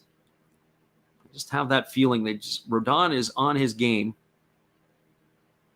As we said, we've seen a couple of the last starts Rodon had. I saw him against the Brewers. There's a breaking ball that misses down, and the count is 1-2. And you could just see that he was just a little bit off his mark a bit. I have to go back and look to see the other game that we did. I think it might have been against the Dodgers before the break. So 1 ball and 2 strikes. He rocks into the motion and delivers. There's a fastball swung on. It is fouled away behind home plate, and that keeps the count at 1-2. So 1 ball and 2 strikes. David Bode waits his turn on deck.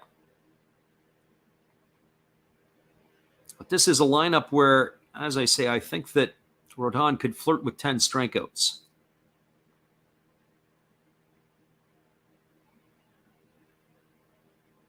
So here comes the 1-2 offering, and it is a fastball that misses upstairs, and the count now goes even to 2-2 on Velasquez. Pitch didn't miss much.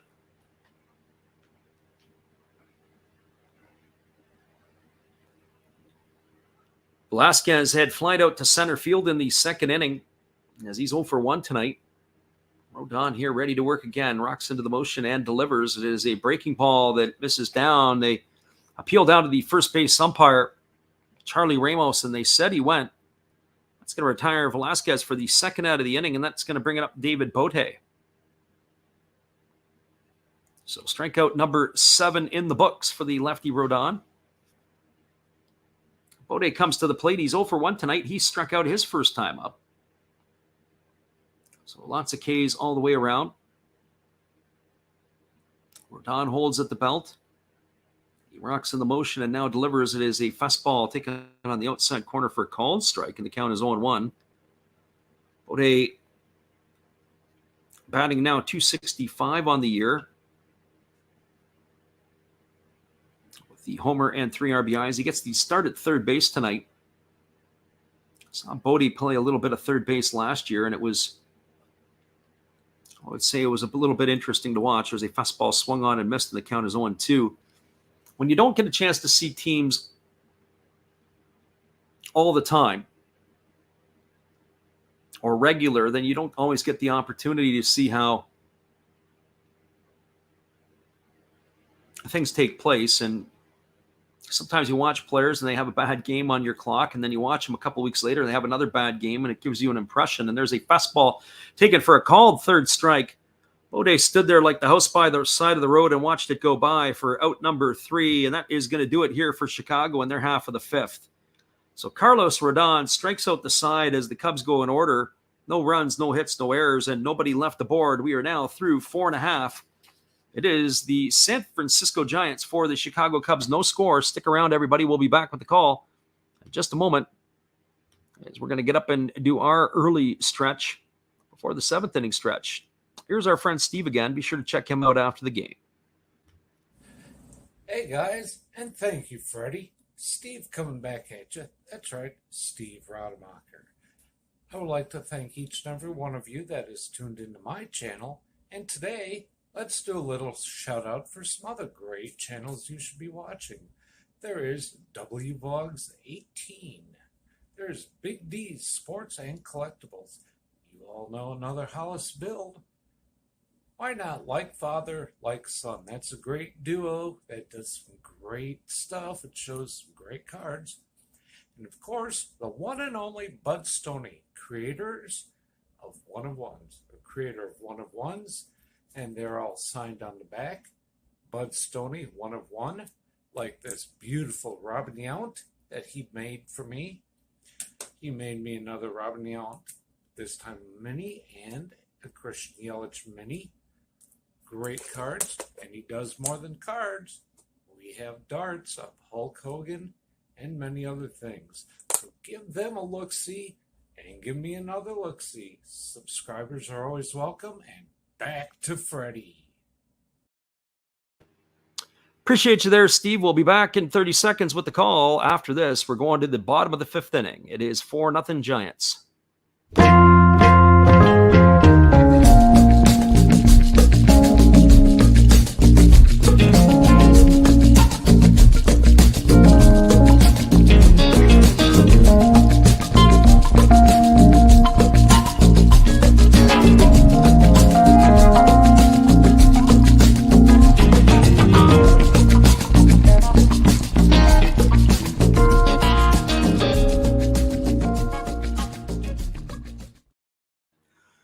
Welcome back, everybody. It's going to be the 2, 3, and 4 hitters coming to bat for the Giants in their half of the inning, and we are going to have a Chicago Cubs pitching change as Adrian Sampson's day is done, as we'll have to get you all the specs here on the lefty Hughes, who has come in relief.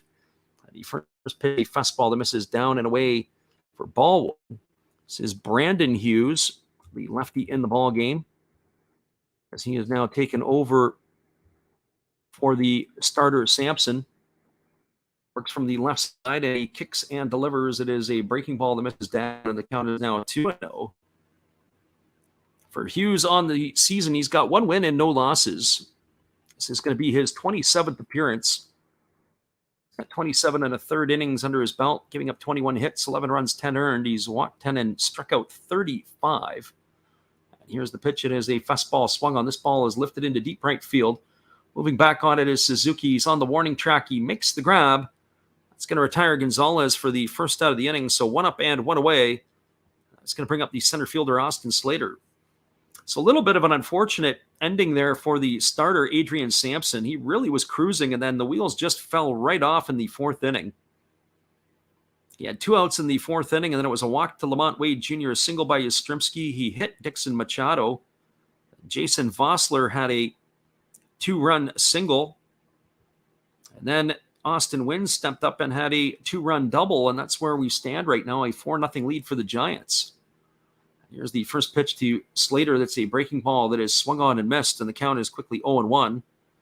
Slater tonight is 0 for 2. He struck out his first time up and ground short his last time. He'll probably be one player in the lineup that's happy to see Adrian Sampson gone, as he was not able to do anything effectively against the right-hander. There's a fastball swung on and fouled away, and the count is now 0-2. I was impressed with the stuff that Sampson had tonight. He had a lot of bite on his breaking ball, and he had a lot of run on his fastball. But all of a sudden, it was like there was a switch that hit when he walked Lamont Wade Jr. on those 4 pitches, and everything all went apart, and he couldn't really control the damage.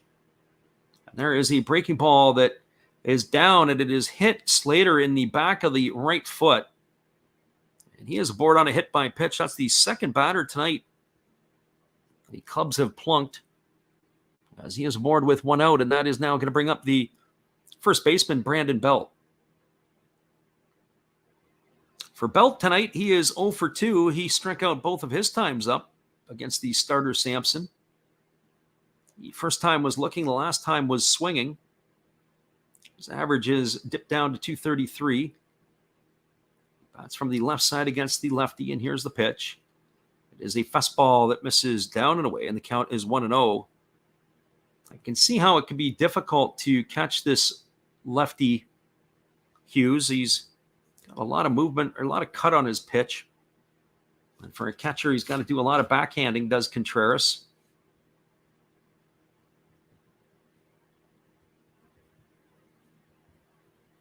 So 1 ball and no strike to Belt. And here comes the pitch. It is a fastball swung on and fouled away, and the count goes to 1-1. He does have some giddy up on his pitch, as last pitch was 93. We've seen him at 94. So 1 ball and 1 strike to Belt. Don't see a lot of left-handed pitchers coming out and throwing in the mid-90s. When you do, you have to take note. So here's the 1-1 pitch. There is a breaking ball that misses down, and the count is now 2-1. So 2 balls and 1 strike. As we mentioned earlier, just a couple of programming notes, but one of those notes is that we are going to be back on the airwaves again tomorrow for the Giants and the Dodgers series. We're going to get the first 3 games of that series. We'll give the call on. There is a fastball swung on and fouled away, and the count now is 2 balls and 2 strikes to Belt. So as I was talking about earlier, able to see it. We might even do all 4 of that series. The game that's on Thursday is supposed to be a afternoon affair, and so we will probably consider that. I'm thinking I believe it's Clayton Kershaw who goes on Thursday for the Dodgers. I definitely want to get a chance to take a look at that one. Here comes the 2-2 pitch. Hughes checks the runner and now delivers. It is a fastball swung on and fouled away, and the count remains at 2-2. So 2 balls and 2 strikes to Brandon Belt. Certainly the Dodger pitching staff has been unbelievable. Lots of fun to be able to watch them. And of course, the Giant-Dodger rivalry, always a good one, as Hughes throws over to first base, and getting back in time is the base runner Slater.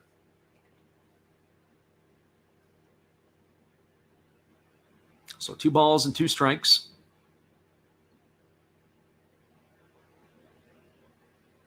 The left-hander Hughes gets his sign, and now he kicks and delivers. It is a breaking ball that misses inside. The count now goes to 3-2 on Belt.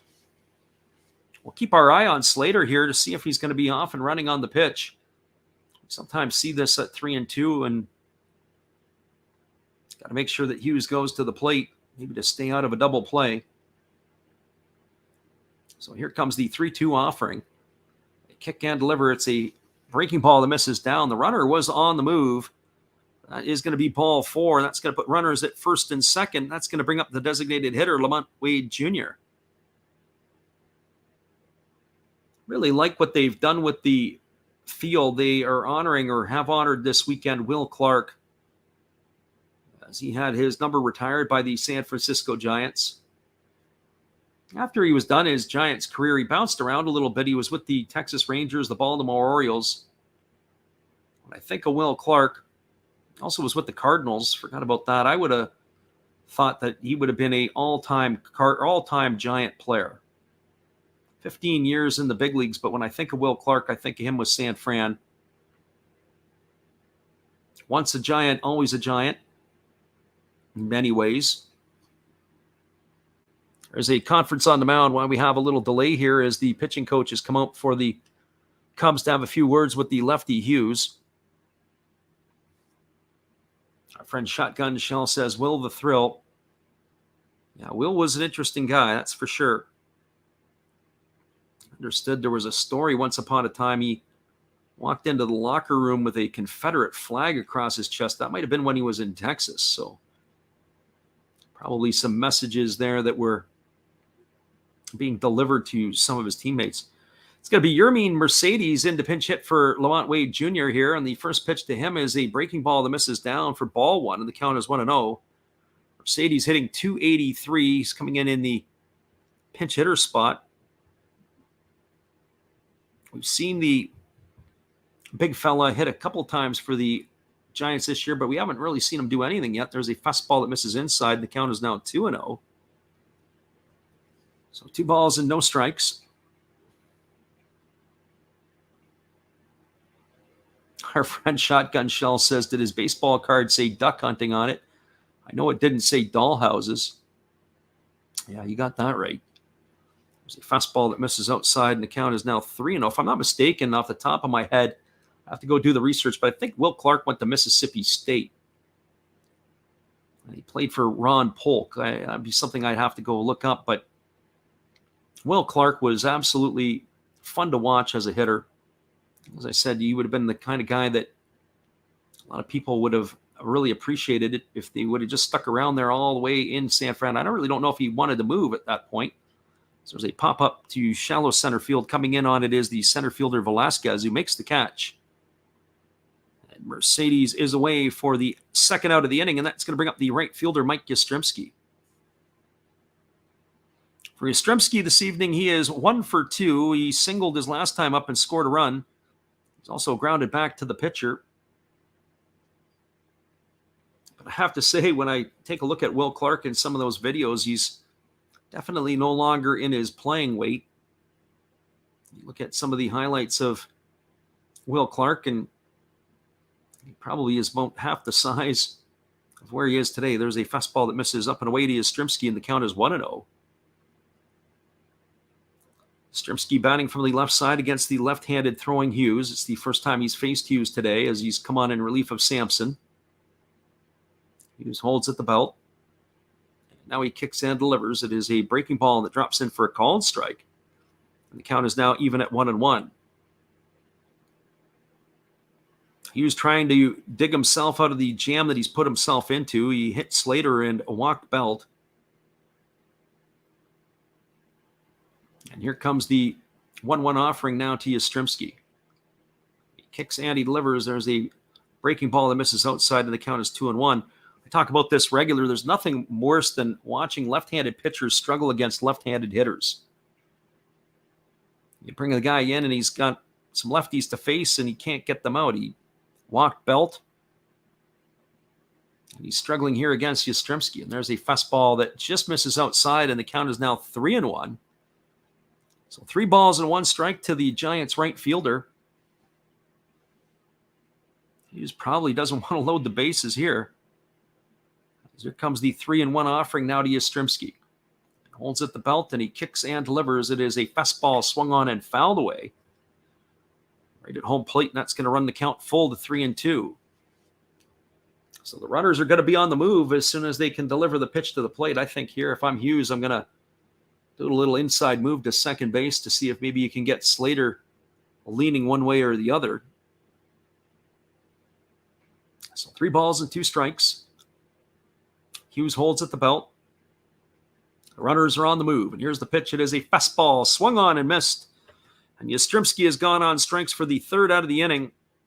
The Giants threaten, but they don't score.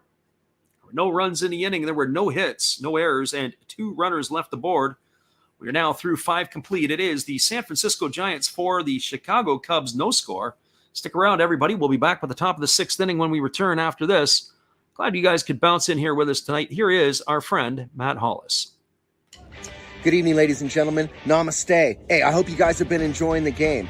My name is Hollis. I've got a YouTube channel called Another Hollis Build. I love baseball cards. I open up brand new product for you guys. I open up old stuff. I do breaks. I do auctions. All kinds of stuff concerning baseball. I'm Friars faithful, Padres to the end. I also love Garbage Pail Kids and my animals. I have a ton of animals. It's like a mini petting zoo here around my house. I also love my city. San Diego, baby. I'll take you all around the city and show you what's up. If you guys dig stuff like that, cruise on over and check it out. It's Another Hollis Build. If you dig it, subscribe. I'd really appreciate to have more follow me along on the journey. Hey, either way, you guys have a wonderful day or a beautiful, beautiful evening. No matter which one it is, make sure that you make it great, my friends. Big up Last Raps Baseball. Yeah, Freddie, let's go. One love and peace. Yeah, man.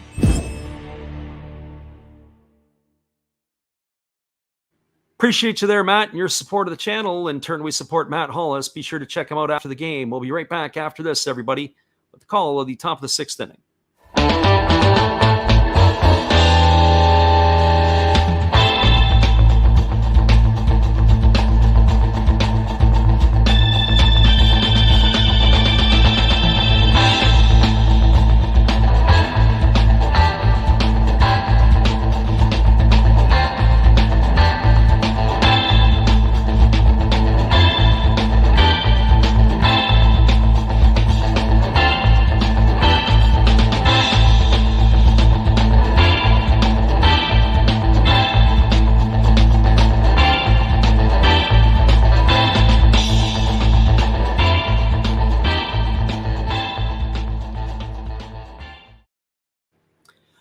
Welcome back, everybody. We are moving to the top of the 6th inning. It is going to be P.J. Higgins, Christopher Morel, and Wilson Contreras to come to bat to face the lefty Carlos Rodon. Rodon has been electric here tonight as he has got himself 8 strikeouts so far through the first 5 innings. And the first pitch is a fastball that misses up and away to Higgins for ball 1, and the count is 1-0. Higgins tonight is 0 for 1. He struck out his only time up. His average has dropped down to 279 as Rodon rocks into the delivery, and he delivers a fastball taken for a called strike. The count now goes even to 1-1. Rodon in his first season with the Giants signed himself a contract, but I believe he's got an opt-out at the end of this year. There's a breaking ball swung on. It is lifted just behind second base. Moving underneath it is the second baseman, La Stella, who calls off the shortstop Machado. He's going to make the catch, and that is going to retire Higgins for the first out of the inning, and that'll bring up the top of the order, Christopher Morel. For Morel, he's 0 for 2 tonight, but it was a highlight reel catch by the left fielder Luis Gonzalez to begin the ball game. Off the bat of Morel, as he had sent one to left field, and left fielder Gonzalez had to go up and take a home run ball back away from the right-handed hitter. It was a first pitch breaking ball that drops in for a called strike, and the count is 0-1. And that has been really the only chance that the Cubs have had to score. There's a fastball swung on and fouled straight back, and the count now is 0-2 to Morel. So no balls and 2 strikes. A lot of boats out in McCovey Cove tonight. He said at game time the temperature was 59 degrees. They're flashing it out there saying it's about 65 right now. The wind has picked up. There's a breaking ball that misses up and away. Before the game, they said the wind was blowing out at 7 miles an hour. Now it's blowing from left to right at about 15. Welcome to San Francisco. Any ball that gets up in the air is often an adventure. And here's the 1-2 pitch. It is a breaking ball swung on and fouled away, and that's going to keep the count at 1-2 to Morel. Morel is really having himself a nice year. This is his first season in the big leagues. 23-year-old. Getting a chance to play often. It's his 64th game of the year. He's got 9 homers, 29 RBIs. He's got himself 9 stolen bases as well. You would have to pick up the pace a little bit between now and the end of the year. You have an outside shot at being a 2020 guy in his rookie year. That would be something. I don't know what's going on here. He's walking back toward the dugout. I don't know if he's got to get a new piece of lumber or we're going to look at something here. We have a pause in the action for a moment. So 1 ball and 2 strikes to Morel.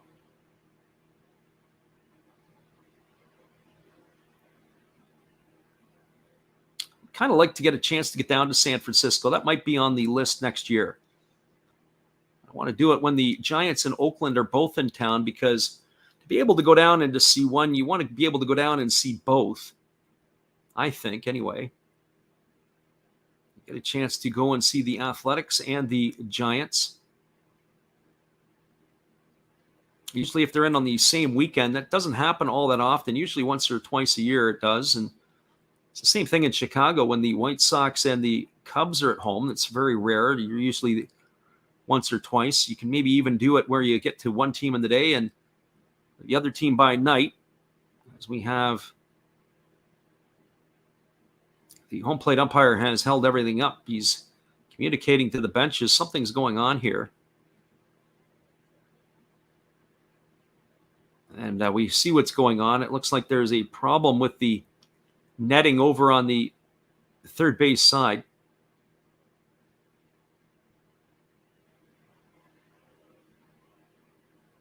And so now they've got their stuff in check over here. As the delay looks like it is taken care of.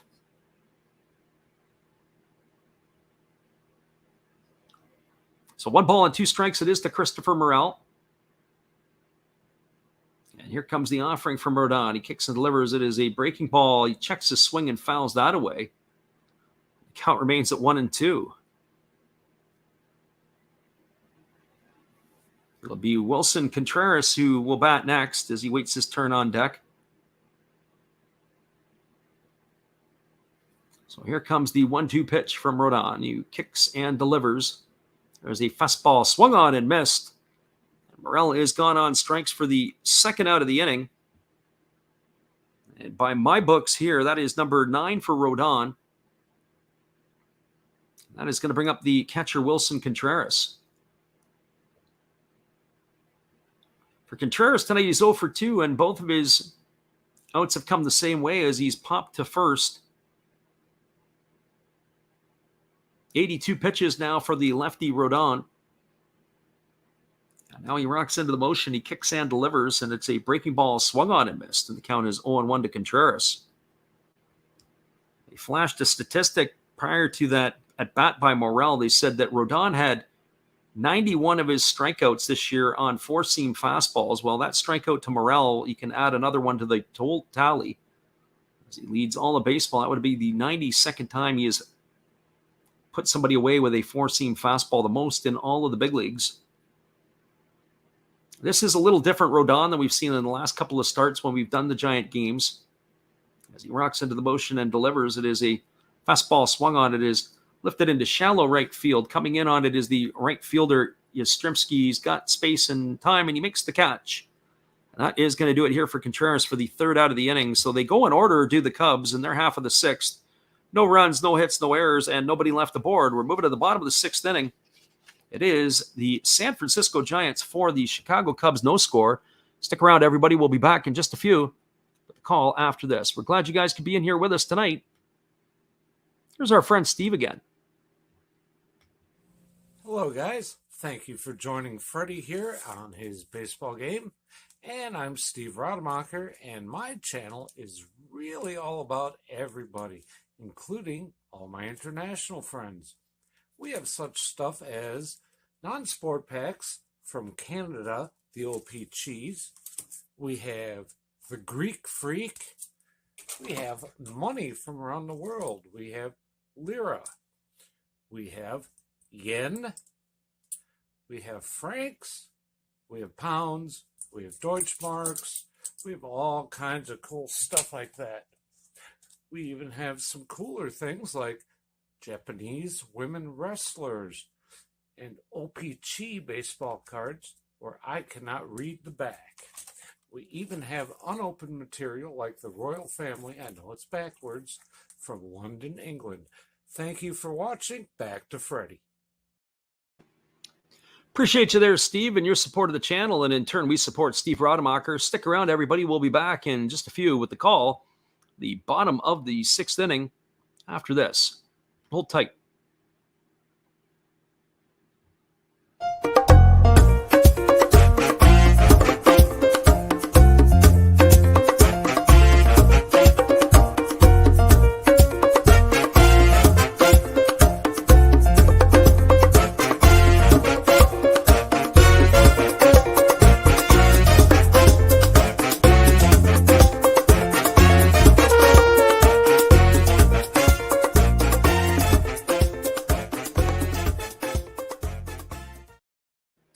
Welcome back, everybody. It's going to be the bottom third of the batting order coming up for the San Francisco Giants. It'll be Dixon Machado, Jason Vosler, and Austin Wynns. They are honoring the great Bill Russell, who passed away today at 88 years old, former legend of the Boston Celtics. He was a legend on the field and off the field. And it is him that they are remembering now. They do have a pitching change for the Chicago Cubs. It's going to be Rowan Wick, who's entering the ball game. The Vancouver, British Columbia native is going to be taking over here on the hill. The first pitch is a fastball that misses down for ball one, and the count is 1-0. That last pitch was at 95 miles an hour. Rowan Wick was originally a St. Louis Cardinal prospect, as there is a fastball swung on, and this ball is going to be lined into left field. It's going to get down for a base hit.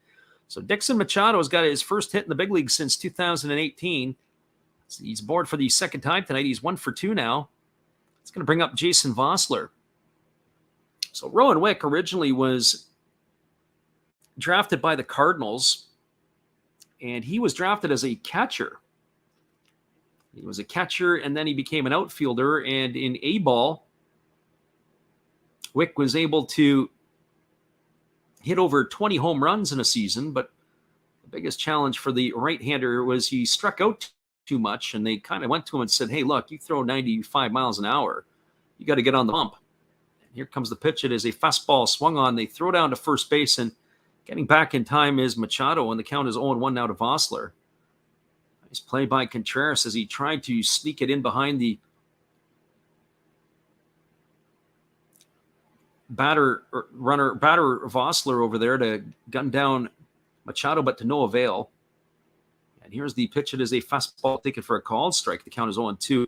So with Rowan Wick, they basically told him your chance to get to the big leagues is on the bump, not at the plate. And he kind of fought it a little bit, and then finally he relented. And he was working with the Cardinals organization, and then he ended up in San Diego with the Padres for a season, and then he's been with the Cubs ever since. Here's the pitch. It is a fastball that is taken for a called third strike, and Vosler stood there like the highest by the side of the road and watched it go by for out number 1. That is going to bring up the catcher Austin Wynns. The one thing I will say about Wick is that he's always had a plus arm, but I really didn't like his breaking ball. But that was when he was with Canada in the World Baseball Classic. It looked like it was a high school variety, but he has definitely improved his breaking ball, that's for sure. It's given him a secondary pitch. I wonder if he could even work on a third pitch where he could throw consistently and maybe add a changeup to the repertoire. There's a breaking ball that just misses down, and the count is 1-0. So lots of upside for this right-handed reliever. Not a lot of mileage on his arm, and that's something that you see with a lot of players that are coming out of the high-volume areas like California and Texas and California. There's a fastball swung on and missed, and the count goes to 1-1. So sometimes you see guys that they just have too much mileage. Well, certainly that wasn't the case for Wick. David Ross looking on as his right-hander is on the hill. Here's the 1-1 offering. And he kicks and delivers. There's a fastball that misses down and away, and the count is now 2-1. So 2 balls and 1 strike.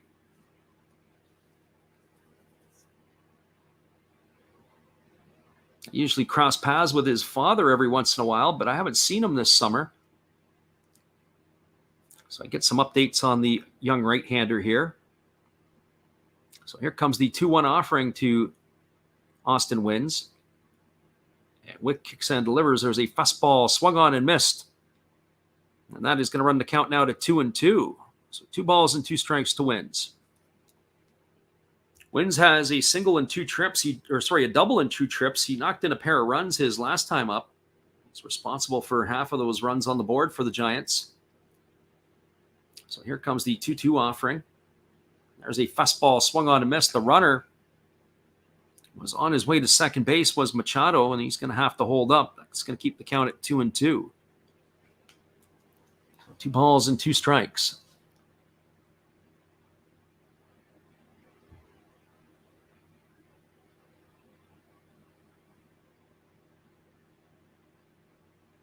So 2 balls and 2 strikes to Wynns. Tommy LaStella waits his turn on deck. There's 1 gone here in the 6th inning, and it is a breaking ball that misses down. That's now going to run the count to 3-2. So 3 balls and 2 strikes to the right-handed hitting catcher of the Giants. I have to tell you, when I look at this Giants lineup with the amount of guys that are out right now, the question that comes to my mind is, how are they doing it? That is the most impressive. I mean, you've got Estrada, Flores, Crawford, Longoria. There's the fastball swung on it. It's grounded to short. Horner over to second for 1. Back to first. That's a double play. It is the 6-4-3 variety to end the inning here for the Giants in their half of the 6th inning. So for the Giants, there was no runs. There was a hit, no errors, and nobody left the board. We are now through 6 complete. In San Francisco, it is the Giants 4, the Cubs nothing. Stick around, everybody. We'll be back at the top of the 7th inning in just a couple moments. Glad you guys could be here with us tonight. Here is our friend Dave. Hey, everybody. Thanks for checking out the game and Last Rams Baseball. This is Dave, Zero Thought Sports Cards. If you like pack openings, baseball, all that good stuff, check us out. Drop a comment on our channel this month to win a mystery pack of cards. All you gotta do is say Last Rab sent you to be entered. And we'll drop a video later on this month announcing the winner. Enjoy the game. Appreciate you, Dave. We'll be back in just a couple moments with the call at the top of the 7th inning. It is 4-0 for the Giants. We'll be right back after this.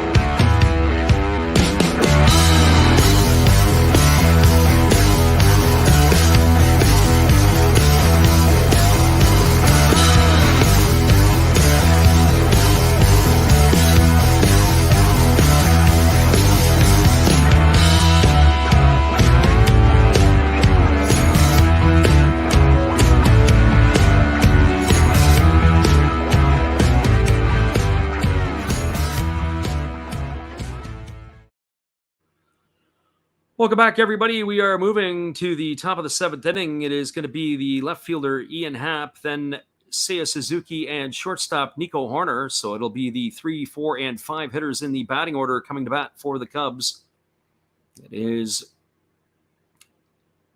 a 4-0 ball game here for the Giants. The Cubs having difficulty getting hits tonight. They've only had 2 hits off the starter, Carlos Rodon. So it'll be a big deal for him when they can, big deal for the Cubs when they can chase him out of this game. Happ, Suzuki, and Horner, and they have 2 of the hits, or all of the hits against the left-hander. 1 for the left fielder Happ and 1 for Seiya Suzuki. So for Happ, he's batting .281 on the year. The switch hitter hitting right-handed against the left-handed throwing Rodon. Rodon rocks into the motion. He kicks and delivers. It is a fastball swung on and missed. The count is quickly 0-1. Rodon enters the inning throwing 84 pitches so far. I would expect that this is going to be the swan song for him here in the 7th. As he rocks in the motion and delivers, there's a breaking ball that is waved at and missed, and the count now is 0-2 to Happ. So no balls and 2 strikes.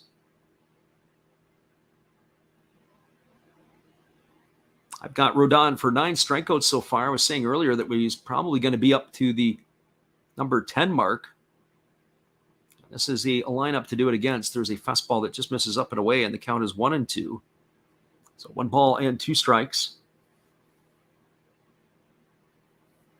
The lefty Rodon gets his sign from his catcher, wins. He rocks into the motion. And he kicks and he fires. Here's the pitch. It is a fastball swung on and missed. And that is number 10 in the books. Here is it's the first out of the inning, retiring Ian Happ. And that'll bring up the right fielder, Seiya Suzuki.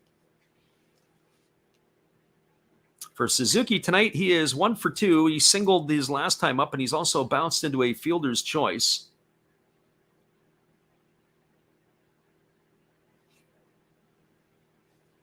Happ is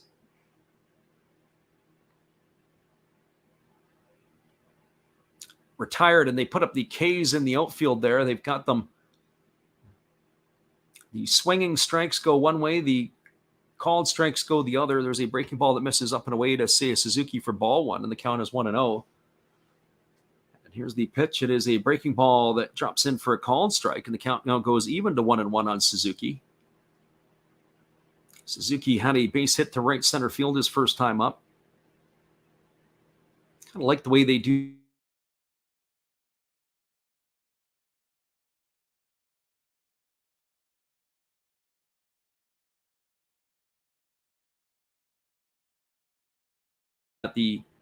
as there's a breaking ball that misses down, and the count is now 2-1. So Carlos Rodon, White Sox, betting on himself with his contract in the offseason. There's a fastball swung on it. It's popped up into shallow center field. Backing up on it is Tommy La Stella. He's going to make the catch, and Suzuki is going to be retired for the second out of the inning. That is going to leave it up to the shortstop, Nico Horner. For Horner, he is 0 for 2 tonight. He has struck out his first 2 times up. He is 0 for 2.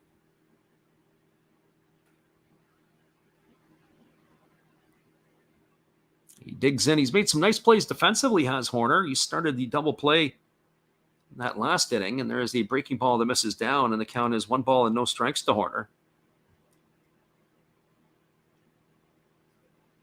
Horner's got 6 home runs on the year with 33 RBIs. And here comes the offering from Rodon. It's a fastball that misses upstairs, and the count now goes to 2-0. So 2 balls and no strikes to Horner.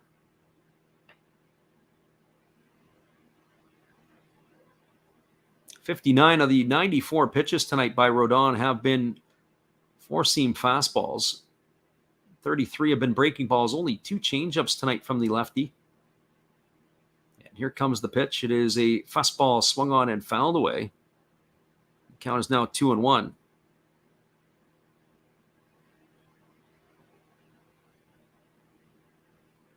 So 2 balls and 1 strike. A lot of people that are out in the McCovey Cove on their paddle boards and their boats. There's a fastball taken for a called strike at the knees, and the count is now 2-2 to Horner.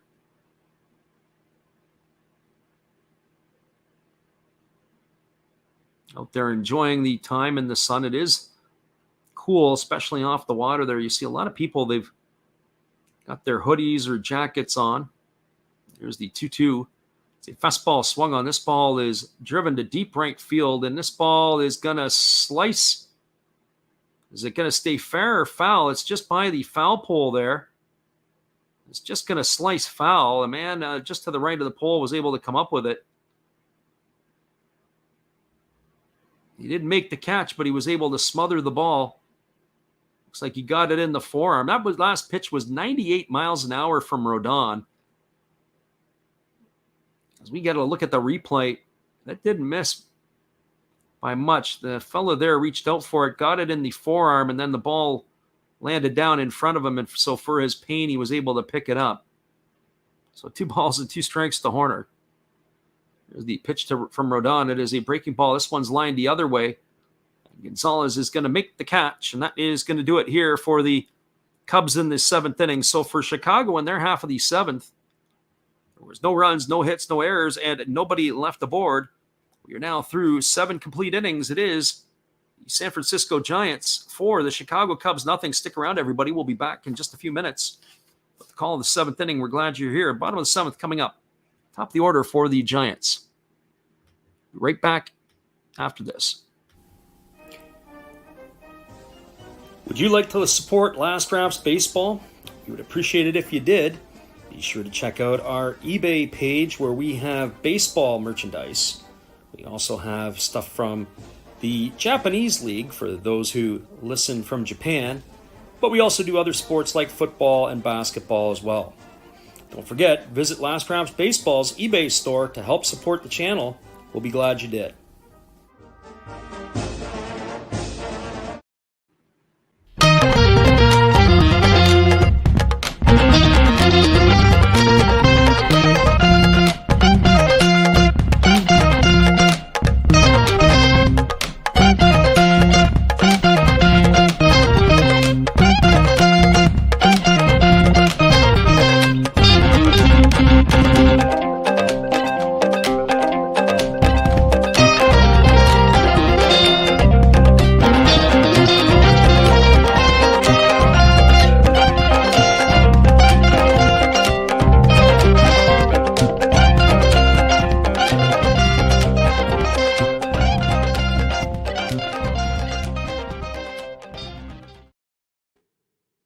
Welcome back, everybody. We are moving to the bottom half of the 7th inning. It is going to be the top of the order coming up, slated to come to bat for the Giants here. It'll be Tommy La Stella, Luis Gonzalez, and Austin Slater. So 1, 2, and 3 in the batting order for the San Francisco Giants. It was Rowan Wick who came in to work the last half inning, as he was the 3rd pitcher used tonight by the Chicago Cubs. We're going to wait to see if David Ross is making a call to the bullpen or not, and if we're going to be getting another change, as it is more likely going to be a pitching parade from here to the end of the ball game. As Wick was the one who had himself an unconventional 1-2-3 inning, as he was able to induce a double play to end that last half. Only 2 hits for the Cubs today, 4-6-0 for the Giants. It was that one inning where everything went sideways for Adrian Sampson. But outside of that, it's been a pretty much a clean ball game. As we're waiting for the return here, as we'll see what this half inning is about to bring. We have a commercial break still in progress. We haven't really looked at our out-of-town scoreboard tonight, and we'll get everybody caught up on that. We are waiting for the resumption here. Our out-of-town scoreboard, all the games across Major League Baseball are now finals.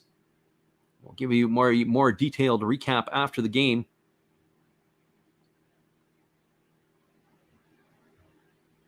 So it is final in Toronto. The Tigers lost to the Blue Jays today 4-1.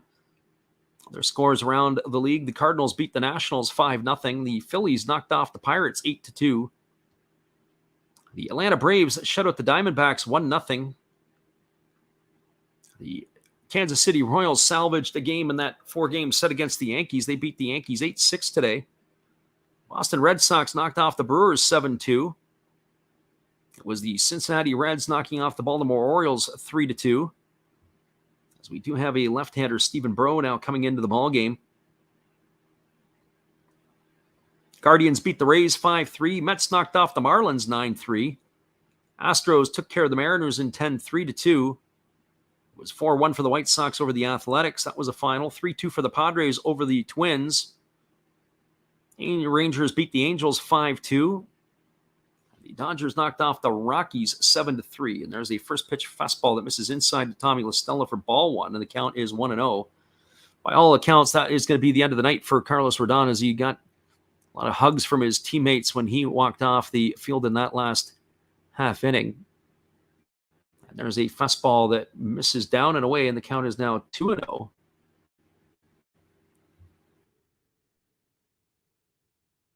Bro, the lefty in the ball game. Former Pittsburgh Pirate. His first year with the Chicago Cubs. There's a fastball swung on it. It has popped up into shallow center field. Velasquez is underneath it. He's going to make the catch, and that is going to do it for La Stella as he is retired for out number 1, and that's going to bring up the left fielder, Luis Gonzalez. For Stephen Burrow, this is his 5th appearance of the year. He's worked 5 1/3 innings. He's only allowed 1 hit. He's walked 2 and struck out 5. He's yet to allow a run.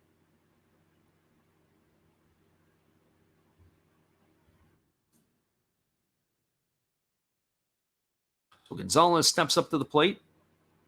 Hitting from the left side against the left-hander Gonzalez. There's a fastball that backs him off the plate for a ball. For ball 1, it's 1-0. So 1 ball and no strikes. Gonzalez waggles the bat, waiting on the offering here from the lefty Bro. Kicks and delivers. It is a fastball swung on. This is lined into left field. It's going to be a base hit as the left fielder, Ian Happ, drops to a knee, and he fires it back in. It's going to be a single for Gonzalez. It's going to bring up the center fielder, Austin Slater.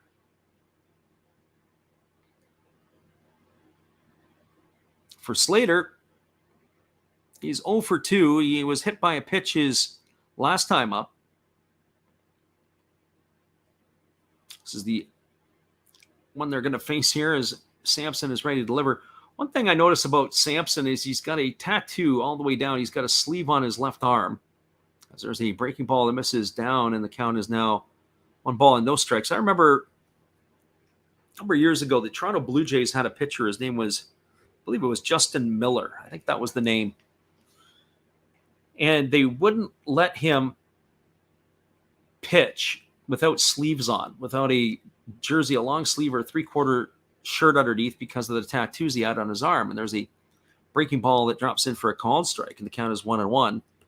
And the rationale, I think, behind it was that he had so much ink and so much color on the arm that it was a distraction to the hitters, and they forced him. Well, today's game, there are so many guys that have tattoos and different things. It's more commonplace today, but that was one of the first ones where he had this long tattoo down his arm. They wouldn't let him do it. There's a fastball swung and fouled away. The count is 1-2 now to Slater. I think he was also a Tampa Bay Ray at some point, or Devil Ray at that time. But he'd been with a couple of clubs, and they do it. You look now, and you've got Gabe Kapler, who's got a lot of ink on his left hand. You never used to see that a number of years ago. A lot of conservatism in the game of baseball. There's a fastball swung on and fouled away, and the count is 1-2. I think it was the the manager for the Cincinnati Reds a few years ago, or also for and maybe even for the Braves before the manager Snitker. A couple of guys that had some visible tattoos. Again, you never saw that out of managers. But just as the times have changed, lifestyles have changed, and there's different things for the good, the better, the indifferent. So here comes the 1-2 pitch as Bro holds. Checks the runner at first, and now he kicks and fires. There's a breaking ball swung on. This ball is driven to right field, but it's going to slice into the netting. It's going to keep the count at 1-2 to Slater. When you go to Japan, they have the onsens, which are the saunas or the hot baths. Seiya Suzuki picks up the ball in right field. And one of the things is they'll actually tell people that if you have a tattoo or a visible tattoo, they don't take you into the onsen. The reason for that is that tattoos, at least in Japan, are connected with some of the organized crime that's over there, certainly the Yakuza and some of the markings that they would have. And so people are told basically, if you have it, we're not taking you at this one. And they make it visible also to tourists. So if you're a tourist over there and As they throw over to first base, and getting back in time is the base runner Gonzalez. They make it very clear. They say, if you have a tattoo that's visible, you can't come here. So 1 ball and 2 strikes to Slater. Runner Gonzalez gets his lead over at first. And now he's off to the races. He goes. Here's the pitch. It is delivered. The throw down to second is not in time. Gonzalez has got himself a stolen base. So he gets himself into scoring position. That last pitch is going to be a ball. It's going to run the count to 2-2. Let's take a look at that one. The Cubs, I wonder if they're going to challenge this. The throw down was in time. Whether or not the tag was applied in time is another story. We're going to get the replay here, and they may have a case on their hands. Couldn't quite tell from that angle if the tag from Morel got to Gonzalez. We didn't really have the daylight between the base and the base runner, so what they want to do is they want to challenge the call. Call on the field is safe at second base. Home plate umpire Ryan Blackney was over talking to David Ross. I don't know if they're having an issue with the communication system or not. The ball would have been in time. Here's what I don't like about the tag. Morel, and it's something the Cubs teach. So it was when Javi Baez was there, we saw it, and we see it there with Morel. Morel gets to the front of the base. His left foot is to the front of the base. The right foot is closest to home plate. When he catches the ball, he catches it out in front of the bag, and he has to reach back behind him to apply the tag. There are some coaches in philosophy, they believe, get to the bag and straddle the bag. So when you catch it, all you have to do is slap the tag down. You don't have to catch it in front. But there, as I'm looking at it on the replay, where Morel caught it, there was a good 3 feet that he could have let the ball travel. If he would have been in a position where he was straddling the base, he probably slaps down the tag, and he's going to retire the runner. So again, it's philosophical because teams will tell their guys they got to get to the front of the bag. And as they have come back from replay, the safe call is going to be upheld, and that's going to keep the runner at second. So here comes the offering to the hitter Slater, and it's a fastball swung on. It is grounded through past the diving shortstop Horner into left field. And Slater's going to get himself a single. That's going to put runners on the corners with 1 gone, and it's going to bring up the first baseman, Brandon Belt. So where they had the shortstop Horner positioned, he was shaded a little more into the 6 hole. He had a good effort to try to get to the ball. He dove, and the ball got by him into left field. But again, just those little things. And again, an organizational philosophy, because we used to see Javi Baez do it a lot, and a lot of the Cubs players will get to the front of the bag and then reach back. But that ends up costing them. So here's Brandon Belt. The first pitch to Belt is a fastball swung on and tap foul over on the first base side. The count is 0-1. But if you ask coaches and they say get to the bag and let the ball, you catch it, let it travel. But my problem with that is that when you field the ball out in front, you want to field the ball out in front of you where you can see it. You always want to see your eyes, your glove, and your ball. If you let the ball travel when you're positioned in front of the base like that, you're going to see the eyes, the ball, and then you're going to have to take the eye off the ball to get to the glove, as there's a breaking ball that misses down and away. It almost got by Contreras. He does a nice stop of being able to corral it. That's going to keep the runner Slater at first base, but that's going to even the count at 1-1 to Belt.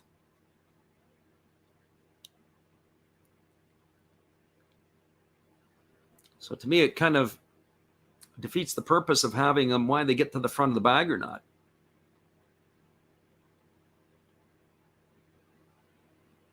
Sometimes coaches used to tell young players about playing first base, about keeping both feet on the bag and then stepping with 1 foot or the other foot, depending upon where the ball is. And certainly the footwork over there, as there's a breaking ball that misses down, the count is 2-1,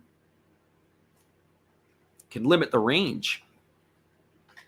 What I mean by that is if the first baseman is a right-handed thrower and he's got his right foot on the base, he has to go to the outfield side. He just has to slide his foot along the base and be able to reach. Some coaches used to say, no, keep your left foot on the base, and then slide and then take a step out with your throwing side foot. And really what happens is you lose about 6 to 8 inches when that happens. But again, it's organizational philosophy, depending on what coaches, how they want to teach and what they want to do. So 2 balls and 1 strike here to Belt. Bro kicks and delivers. It is a breaking ball, fastball that misses down. The count is now 3-1. So 3 balls and 1 strike. Waiting on deck is Yermin Mercedes, who came on to bat for Lamont Wade Jr. earlier. So Bro is getting himself into a bit of difficulty here with 3 balls and 1 strike to the batter Belt. We'll keep our eye on the base runner Slater if he's on the move or not. And here comes the 3-1 offering. And they throw over to first with some concern, and Slater goes back easily.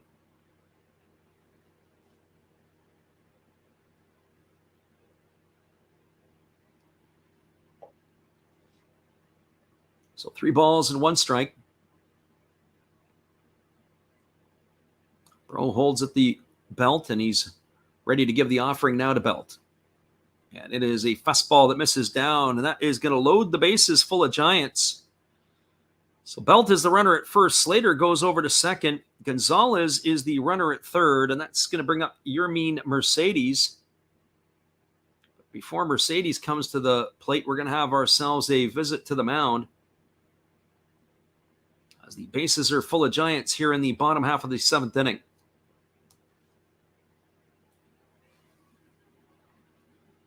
We're looking at the wild card scenarios right now, how it'll all play out.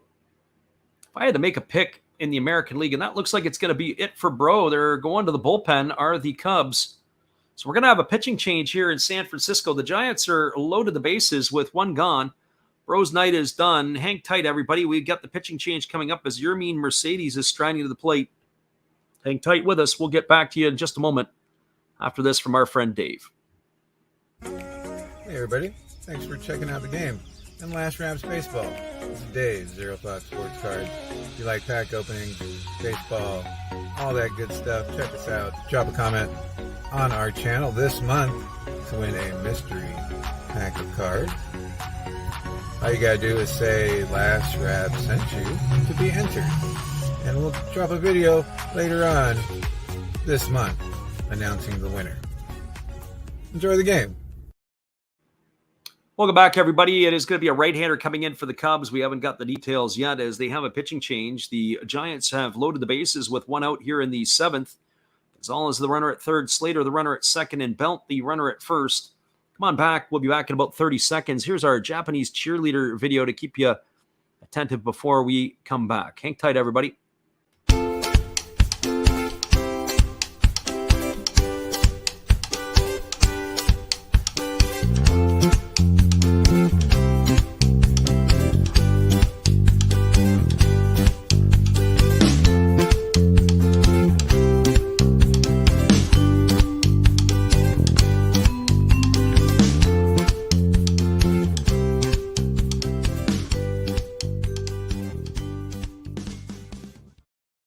Welcome back, everybody. We're still waiting on the update here on the pitching change. As we said, it's a right-hander that's coming in. I will say the Sunday Night Baseball ESPN crew and everything else that we do watch sometimes and get feeds from is a little bit slow on their updates. So we always can't necessarily share everything with you. It is a 4-0 ball game, we can tell you that, as all the runs so far have come in the 4th inning. A 2-run single by Jason Vossler and a 2-run double by Austin Wins have the Giants out 4-0. They are threatening to add some more here. It's going to be Eric Ullman on the mound as he is taking over here. This is going to be his first offering to Yermin Mercedes, a breaking ball that misses down and in, and the count is 1-0. So Eric Ullman is in. So 1 ball and no strikes to Mercedes. Mercedes, the former White Sox here, facing the right-hander, and he's got a steady diet of breaking balls on his first couple of pitches that drops in for a called strike, and the count is now 1-1. So 1 ball and 1 strike. Mercedes waggling the bat. The right-hander kicks and delivers. It is a breaking ball swung on. It is lifted foul down the first base line. racing over and running into the stanchion is the first baseman Higgins, and he is down in a heap, and they're calling for the trainer in a hurry. Wow, it was like the stanchion there, it protects the camera area, and he's running down the line. It sort of juts out a little bit, and he didn't see it, and he ran straight into it, and down he went in a heap. He is on the pain, in a lot of pain. The trainer is out to see him. David Ross, the manager, has come out as well. Can't fault his effort, but boy, oh boy, as he's slow to get to his feet. We're going to see if he's going to walk it off, if he can stay in the game. He's getting a round of applause from the San Francisco faithful over in that area. So just to give you an idea, there's a camera well down the right field line that is beyond the dugout, and it juts out, and as he's running, he runs right into it. It's actually not really a camera well. It almost looks like it's a where the box seats are, and he sort of tripped before he ran into it. Looks like he caught his foot on the netting, and then he went right into the camera well. The ball dude was standing out of the way. And then down he went in an absolute heap. So we're going to see if he's going to stay in the ball game, if he's going to be all right. Slow to get to his feet. He's walking himself off. David Ross, former catcher, knows that that's a tough thing, and Higgins is going to stay in the ball game. It's 1-2 strikes now to Yermin Mercedes. So here we go back to the action, and Ullman delivers a 95-mile-an-hour fastball that misses upstairs, and the count is 2-2. So 2 strikes to Mercedes. The bases are full of Giants. We're here in the bottom of the 7th inning with 1 out. And here's the pitch from Ullman. It is a fastball taken for a called third strike at the knees. And Mercedes stood there like the house by the side of the road and watched it go by for out number 2, and that's going to leave it all up to the right fielder, Mike Yastrzemski. For Yastrzemski tonight, he is 1 for 3. He singled, scored a run. He's grounded to the pitcher and struck out his 3 times up. So he steps in, ready on face the first offering from the right-hander Ullman, who's on in relief of the lefty Stephen Breaux. Here comes the first pitch to Yastrzemski. It's a breaking ball that catches the outside corner for a called strike, and the count is 0-1.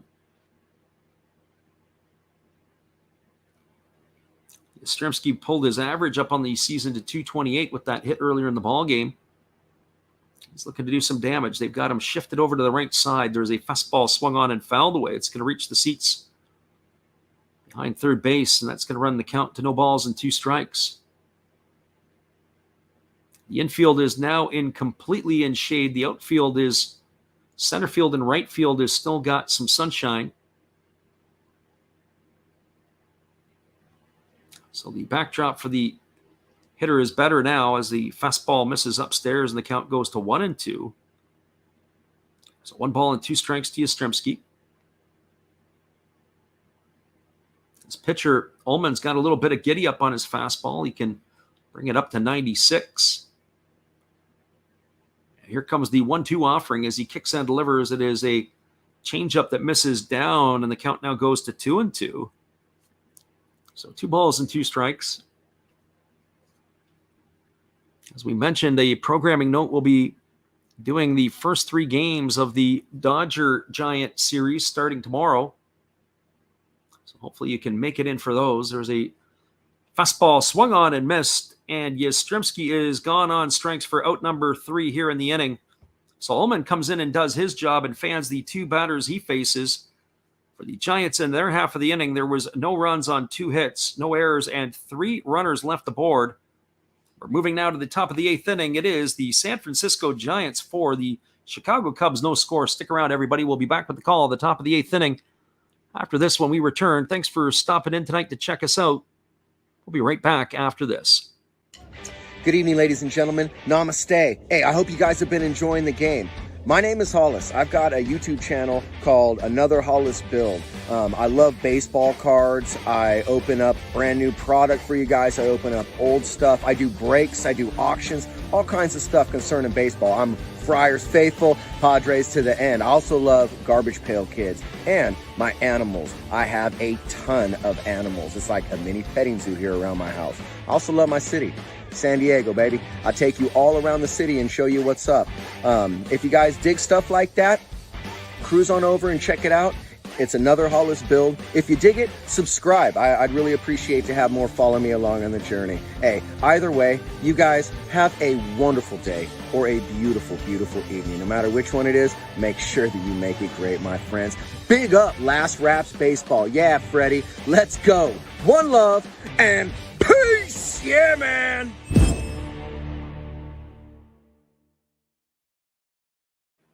Appreciate you there, Matt, your support of the channel, and in turn, we support Matt Hollis. Be sure to check him out after the game. We'll be back in 30 seconds with the call after this.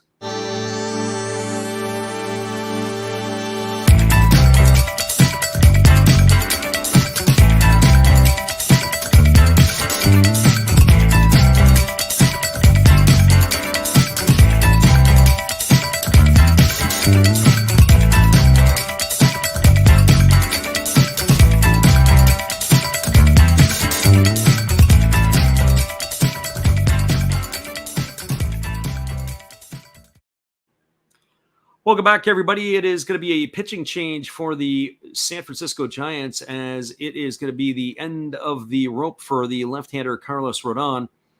He went 7 innings here tonight. He fanned 10 hitters. He threw shutout innings. It was a nice start for him. That was one of his better starts.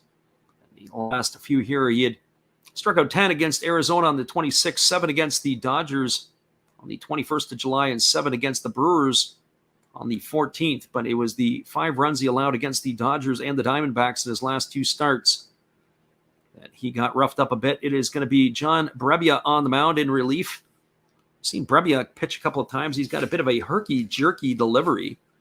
And here comes the first offering. It is a breaking ball swung on and fouled away, and the count is quickly 0-1. Brebbia has got a 2.38 ERA on the year. Right-hander on in relief here.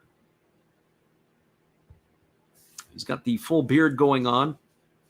He rocks into the motion, then he's got this little bit of an explosion. There's a breaking ball swung on and missed, and the count is now 0-2. You can see how it could mess timing up of the hitters. Patrick Wisdom tonight, who's leading this off, he's 0 for 2. He has struck out both his times to the plate. He's got one of the more interesting bat knobs in the league. It's a rather rounded end. There's a breaking ball that misses way outside, and the count is 1-2. You see some hitters that come to the plate and they swing the axe bats.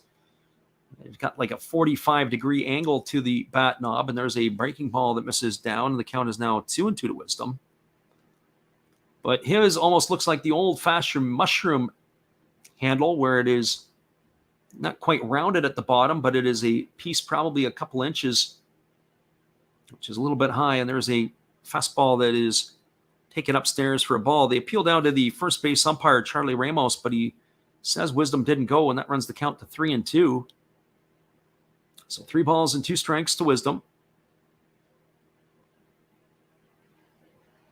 And here comes the offering now from Brebbia, who kicks and delivers. It's a breaking ball swung on. It is lifted into shallow center field, and this ball is going to get down in front of Austin Slater, and that's going to be a leadoff single here in the 8th inning for Wisdom, and that's going to bring up the center fielder, Nelson Velasquez.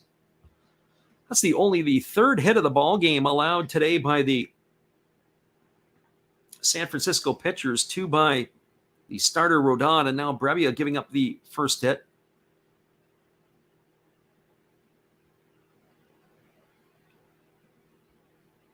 So Nelson Velasquez strides to the plate. He's 0 for 2 tonight.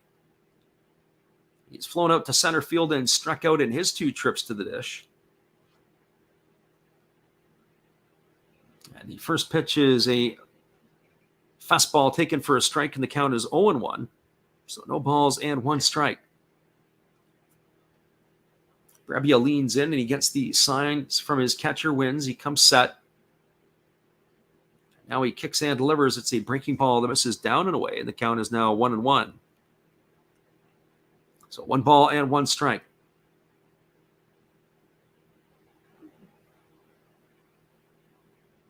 David Bote waits his turn on deck, as he'll be the third hitter slated to come to bat in the inning.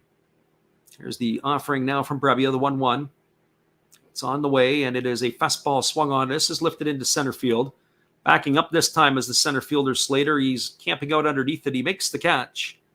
That is going to retire Velasquez for the first out of the inning. Second time tonight he has flown to center field.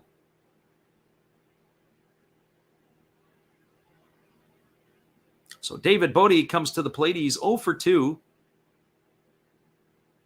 He has struck out both of his trips to the plate. He struck out swinging and looking, but we are going to get a pinch hitter announced here. It is going to be the newly acquired Zach McKinstry coming to the plate. And Bote is going to be called back, and they do have a conference on the mound as the pitching coach, Homer Bailey, is out to have a couple words with his right-hander Brebbia. So McKinstry was just recently acquired in a trade with the Dodgers, as Chris Martin was the reliever sent packing the other way. So McKinstry getting an opportunity here to play for the Chicago Cubs. He's a left-handed stick. It'll be his debut.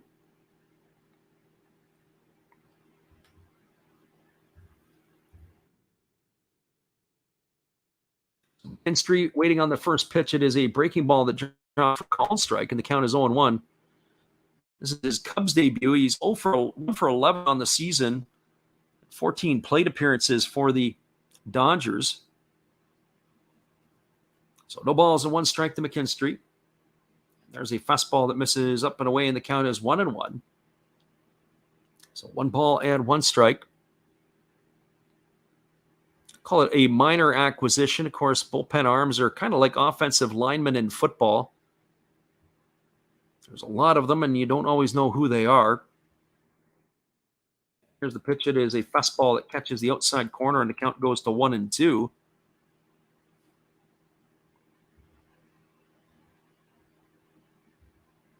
To clear space on the roster, the Cubs optioned Alfonso Rios to the Iowa Cubs, and they activated McKinstry. And here comes the 1-2 pitch. It is a fastball swung on and missed. Much like his teammate David Bote, who went down on strikes his 2 times, so too has McKinstry, as he's gone for out number 2 in the inning, and that is going to bring up first baseman P.J. Higgins. For Higgins tonight, he is 0 for 2. He struck out his first time up, and he popped to second his last time. So he seemingly has recovered from that run into the stanchion there, the protective area down the right field line. There's a fastball that is taken for a ball outside. The count is 1-0. So 1 ball and no strikes. Brebbia leans in, gets the sign from his catcher Wins. He's ready to go back to work. And now he comes set, and he kicks and delivers. It is a breaking ball swung on and fouled away, and the count runs even to 1-1 on Higgins. So 1 ball and 1 strike.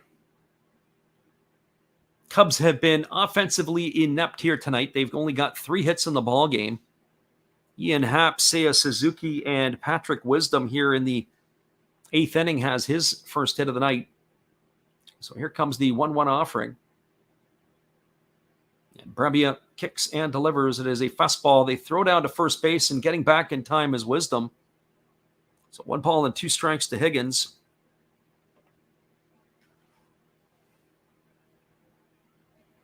It was a good shot there by the catcher Wins to try to get Wisdom napping. So 1 ball and 2 strikes. We got 2 gone here in the top of the 8th inning. The Cubs are trailing 4-0 to the Giants. Wisdom establishes his lead, and here's the offering. It is a breaking ball swung on. It is slapped through the 4-hole. It's going to get into right field. Slamming on the brakes at second base is Wisdom. It's going to be a single for Higgins. So half of the hits for the Cubs tonight have come in this inning, as they've got 2 aboard and 2 gone. That's going to bring up the top of the order in Christopher Morel. So the Cubbies have something brewing here in the top of the 8th inning. It's actually a really good piece of hitting there by Higgins. Pitch was away. He went with the pitch. There was the gaping hole in the 4-hole. Was able to slap it through, and Wisdom throws on the brakes at second base. So runners at first and second. That brings up Morel, who's 0 for 3 tonight. He struck out, he's grounded out, and he was robbed of a home run in the first inning. It was a first pitch breaking ball taken for a called strike, and the count is 0-1. It was a phenomenal play by the left fielder, Luis Gonzalez, to crawl the ladder and to pull that one back in the first inning. I mean, what more can you do? So here's the 0-1 pitch. There's a breaking ball that misses outside, and the count is now 1-1 strike to Morel.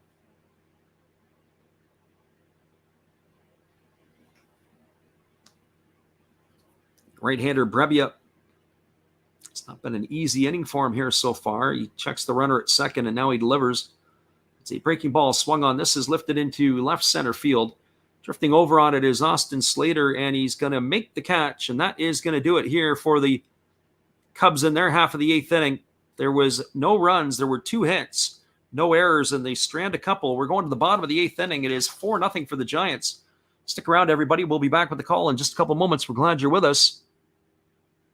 Be right back after this from our friend Steve Rademacher.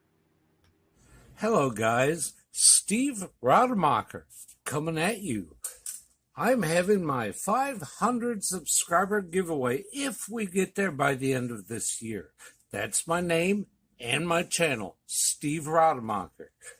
All you have to do is be publicly subscribed, and then you can enter to win once we hit the magic number. Either an unopened, still sealed box of Star Trek official trading cards, Next Generation and Original Series. If that's not your cup of tea, we have Fleer Adrenaline with a Deer Dick rookie card. I have pulled out an autograph from one of these, and there are relics. If that's not your thing, how about an unopened box of 1987 Donruss Baseball? Just come watch me, subscribe, and enjoy the show. Thank you. Appreciate you there, Steve, and your support of our channel. In turn, we support Steve Rademacher. We'll be back in just a moment with the call right after this. Hang tight, everybody.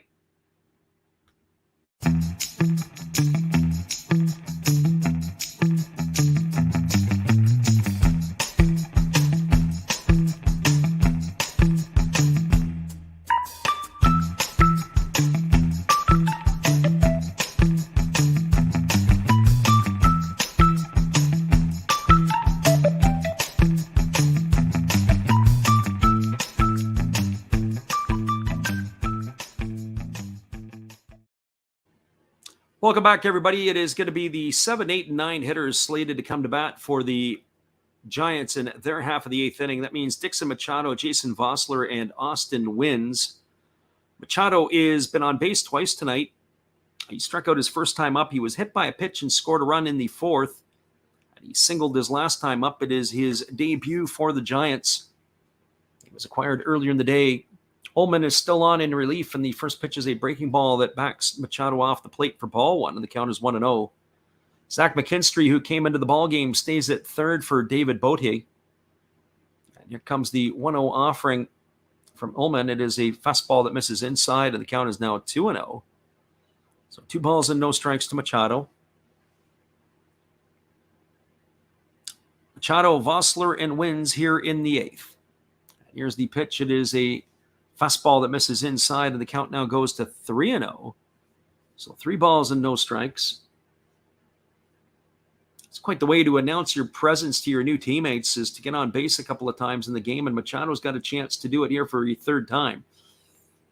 As Ullman comes set at the belt, and now he kicks and delivers. It's a fastball at 94, taken for a called strike just on the outside corner, and the count runs to 3-1. So 3 balls and 1 strike it is. Ullman leans in. He gets that sign from his catcher, Contreras. And now he's ready to go back to work. Here's the offering. It is a fastball at 92 for a called strike. Now the count runs full. So 3 balls and 2 strikes. Machado waiting on the offering from the right-hander Illman. He kicks and delivers. It is a breaking ball, waved at and missed. Machado swung at ball 4. He has gone down on strikes. That's the third strikeout of the ball game for Ullman as he's entered in. 3 batters faced and 3 gone by strikes. That's going to bring up the third baseman, Jason Vossler. For Vossler tonight, he delivered a big blow. It was a 2-run single back in the 4th inning.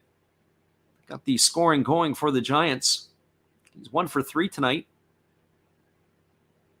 And here's the first offering from Ullman. It's a fastball that catches the outside corner for a called strike, and the count is 0-1. Ullman has got some juice on his fastball. That last one was at 95. And here's the pitch. It is a breaking ball that misses down, and the count is all evened up at 1-1. So 1 ball and 1 strike.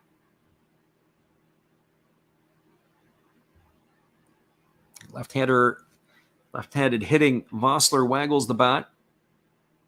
Waiting on the offering, and here's the pitch. It is fastball bunted. It's down the third base line. Ullman's going to have to hurry. They throw to first, and they say it's not in time as the first base umpire, Charlie Ramos, has called him safe. I want to see that one again on the replay. It might be the case, as it looks like it's going to be a base hit bunt for Vossler.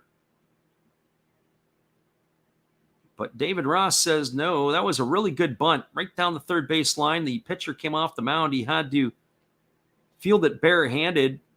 They fired it down. We're just taking a look here. And I think it had to be the skip as it bounced. And Higgins made a nice play to scoop it. But Vossler just enough wheels to be able to beat it out. That's going to be an infield single, and that's going to bring up the catcher, Austin Wynns. For Wynns tonight, his big blow was a 2-run double back in the 4th inning. He's 1 for 3 tonight. First pitch is a breaking ball that misses down, and the count is 1-0.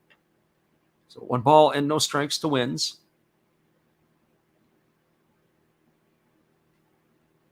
Vossler establishes his lead at first. There's 1 gone here in the 8th, and there is a breaking ball that comes inside and hits Wynns. That is going to be the 3rd batter hit tonight by Cubs pitchers. None of them really probably particularly hurt, as that was a breaking ball that grazed Wynns, and that's going to now bring up the top of the order in Tommy La Stella.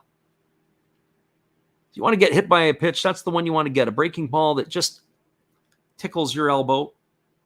No damage really done. So the runner at second is Vossler. The runner at first is Wynns. Tommy La Stella steps to the plate. He's 2 for 4 tonight. As Wilson Contreras goes out to the mound to talk to his right-hander. Stella has singled, he's doubled, he's struck out, and he's popped to second.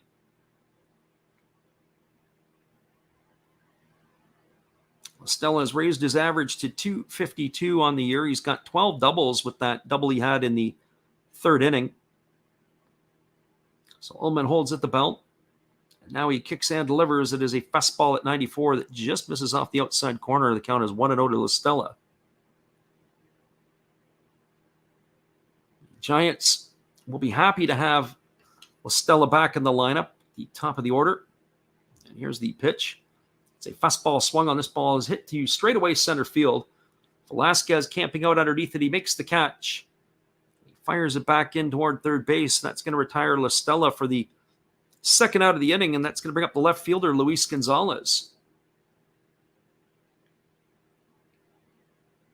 For Gonzalez, he's 1 for 4 tonight. He's got a single, a stolen base. He's also flown out to center and flown out to right field twice. The wind that has been changing direction in San Francisco is now blowing out again. As the left-handed hitting Gonzalez steps up to the dish. Here's the first offering. It is a fastball at 96 that catches the outside corner. So says the home plate umpire, Ryan Blackney. Count is 0-1. The K-zone might say something different. That looked like it was a good 3-4 inches off the outside corner. So here comes the 0-1 pitch. As Ullman delivers, it is a breaking ball that misses down, and the count goes even to 1-1. So 1 ball and 1 strike. Remember, strikes and outs make the game go quicker. That is for sure.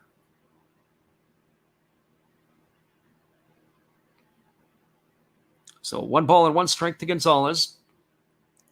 And here comes the offering from Ullman, who kicks and delivers. It is a breaking ball that misses down and in, and it is hit Gonzalez. That's the fourth batter of the ball game hit by the Cubs pitchers. Gonzalez is going to first. It's going to advance, wins to second. It moves Vossler over to third. That is now going to bring up Austin Slater to the plate. So 4 hit batters tonight by Cubs pitching. And again, if you're going to get hit, you want to get hit by that type of pitch as it grazed the front foot of the hitter Gonzalez as he was trying to back out of the way. That's going to bring out the pitching coach for the Cubs. Ullman's got himself in a little bit of trouble here with the bases loaded and 2 gone in the bottom of the 8th inning.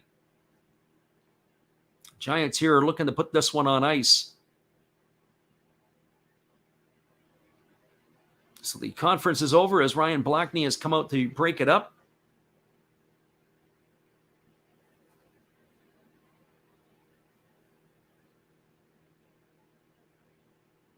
And the right-hander, Ullman, ready to go back to work.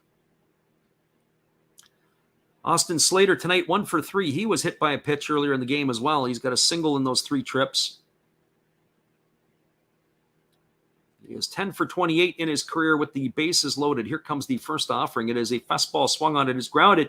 Great play by Higgins, who dives toward the foul line to stop the ball. The underhand flips it to Ullman, and that is going to retire Slater on a ground out 3-1 to end the inning. What a phenomenal play by the Cubs first baseman, having to dive to his left, knocking it down, keeping it in front, then flipping it backhanded to the pitcher covering to end the inning.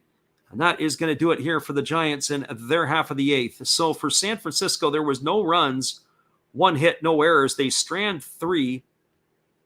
It's 11 runners left on base in the 8 innings for them tonight. Your score after 8 completed is the San Francisco Giants 4, the Chicago Cubs no score. Stick around, everybody. We'll be back with the call at the top of the 9th inning in just a few. Cubs are down to their final 3 outs. Here's our friend of the channel, Steve Rademacher. Hello, guys. Thank you for joining Freddie here on his baseball game.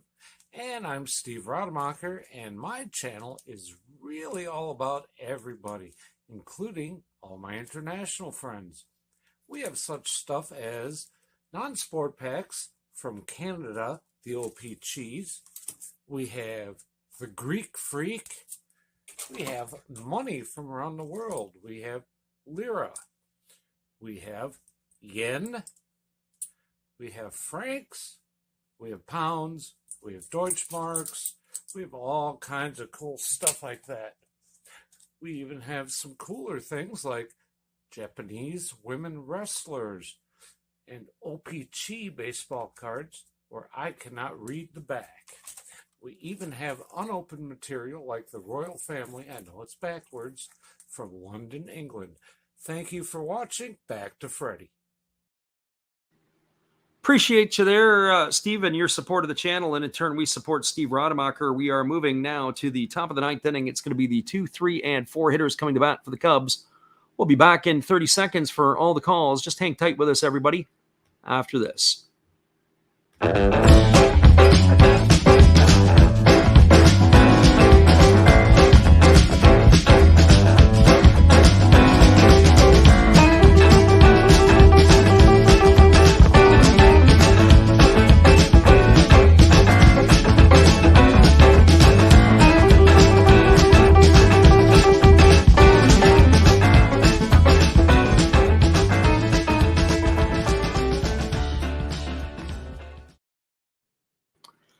Welcome back, everybody. It is going to be the 2, 3, and 4 hitters due up here for the Cubs in their half of the 9th inning. Contreras, Happ, and Suzuki. And this is going to be another pitching change for the San Francisco Giants. We'll get you all those specs here in just a couple moments. We are going to be making a change as Brebia's night is done. Hang tight. We'll get you that here. It is Camilo Doval. I say the sometimes erratic right-hander. He's got some pretty electric stuff. So Doval in on relief. And here he comes to face Contreras. The first pitch is a fastball at 97 that's taken for a called strike, and the count is 0-1. Duvall's got a 3.21 ERA in 42 innings of work this year. He's worked in 43 ball games. I've seen him pitch a couple of times before. He is absolutely electric.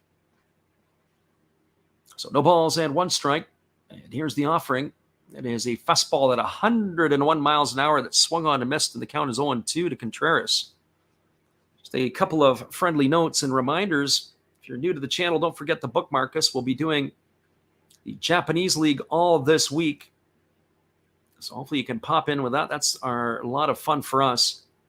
Large turnouts for those games. There's a breaking ball swung on and missed. And Contreras has gone on 3 pitches for the first out of the inning, and that is going to bring up the left fielder, Ian Happ. We'll also be doing the Dodgers and the Giants, at least the first 3 games of the series starting tomorrow night. And also, more than likely, the game on Thursday afternoon. We will mark out our schedule here for the next few days here, as we will be active on the channel all week. Here's the first pitch. It is a fastball at 102, taken for a called strike, and the count is 0-1 to Ian Happ. So no balls and 1 strike. After this game is completed, we'll also give you the full rundown of all the scores around Major League Baseball to wrap it up before we call it a night. Here comes the 0-1 offering to Happ, and it is a fastball at 99 that misses outside, and the count is now 1-1. One thing that I noticed about Duvall before, and I said this, he can heat it up to 102, as we've seen tonight with his 4-seam fastball. He also can be quite the variance between his 4-seamer, somewhere between 98 and 102. When I see that, I think of when I watch him pitch, there's a fastball swung out and fouled away, and the count is now 1-2. Just his inability to repeat his delivery. He's very inconsistent in his motion. And that will affect the velocity of the 4-seam pitch because he's not consistent. But you don't necessarily have to be consistent when you're throwing 102, and you can blow it by hitters with movement. So here comes the 1-2 offering. It's a fastball at 102, swung on and fouled away. The count is now going to remain at 1-2. So 1 ball and 2 strikes.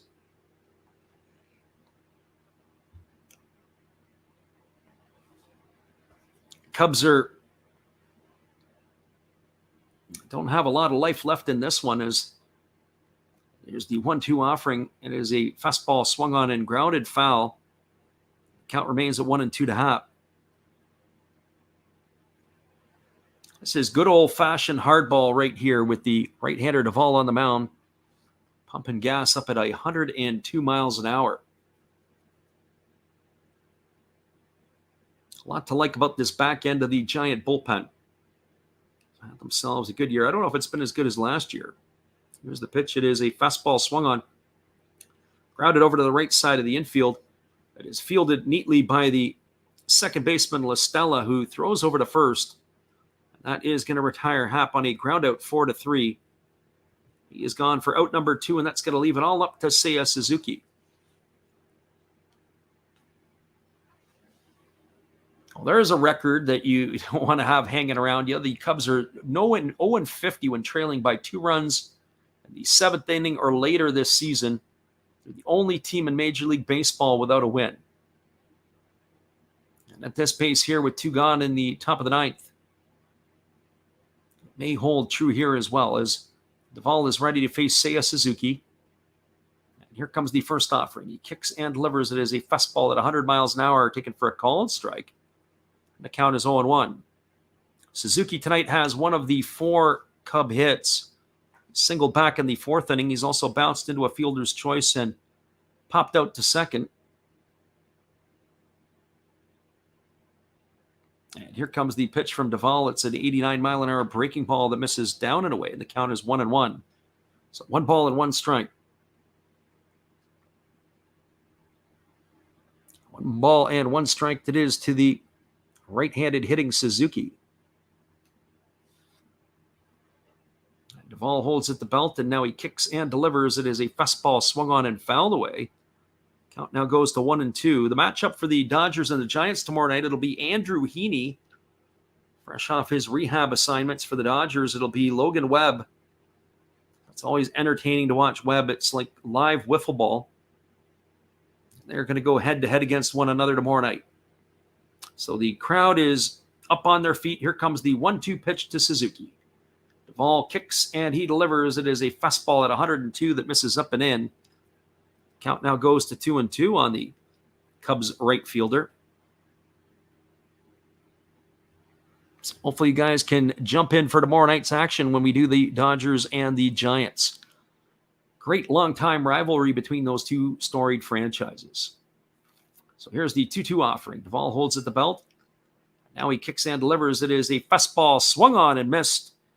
Suzuki is down on strikes for the third out of the inning. That is going to do it here for the Cubs in their half of the ninth inning. There were no runs, no hits, no errors, and nobody left the board.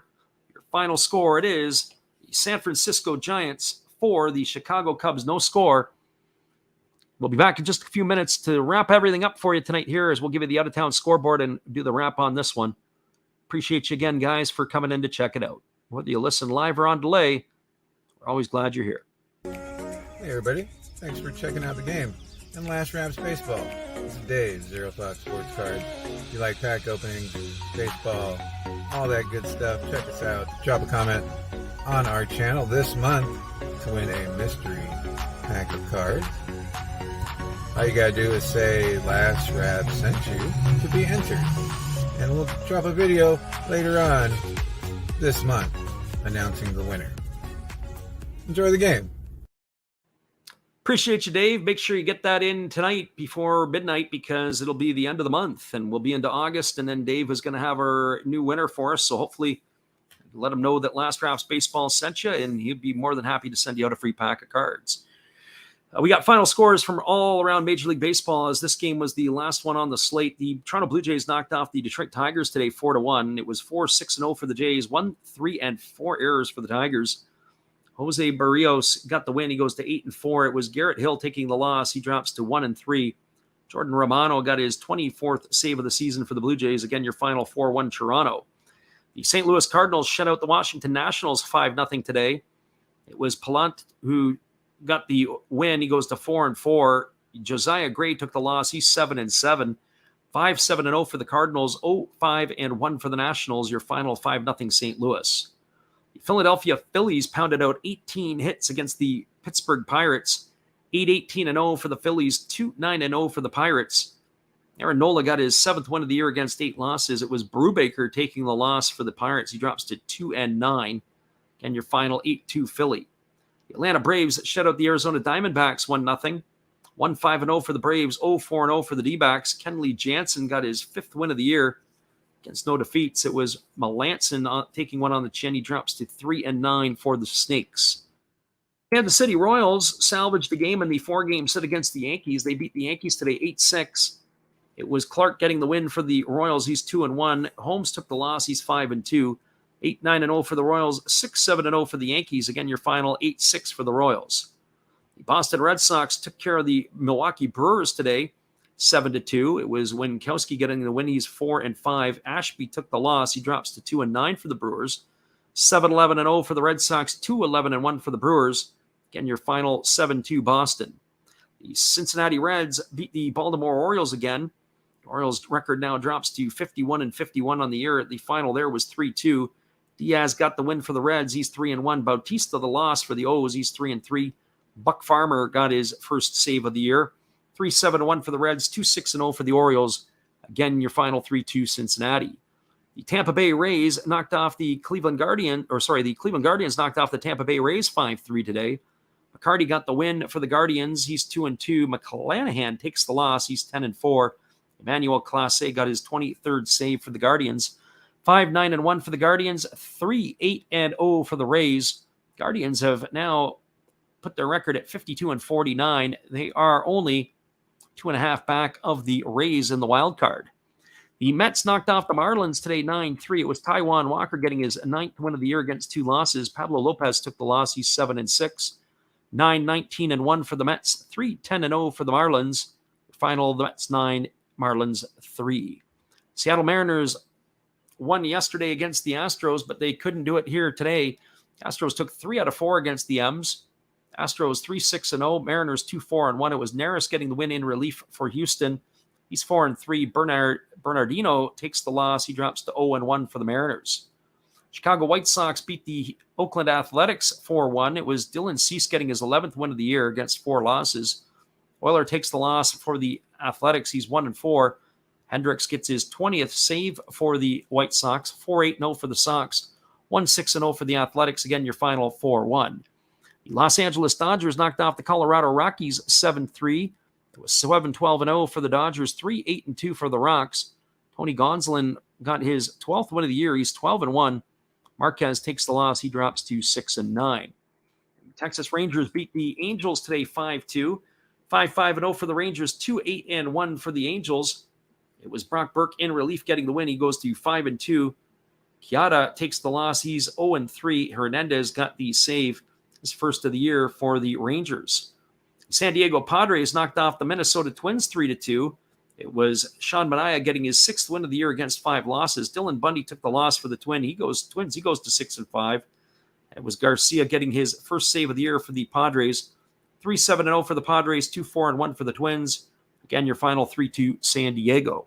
And finally, the ball game in San Francisco, the one we called here tonight for you. The Giants beat the Cubs 4-0. 4-9-0 for the Giants, 0-4-0 for the Cubs. It was Carlos Rondon getting his 9th win of the year against 6 defeats. Adrian Sampson took the loss. He falls to 0-2. All the scoring came in the bottom of the 4th inning, and everything with 2 outs. It was a walk with 2 out to Lamont Wade Jr., then a single by Mike Yastrzemski, and Dixon Machado was hit by a pitch. Jason Vossler stepped up and had an RBI 2-run single, and Austin Wynns had a 2-run double. That is it for all the scoring tonight in this one. 4-0 your final for the Giants over the Cubs.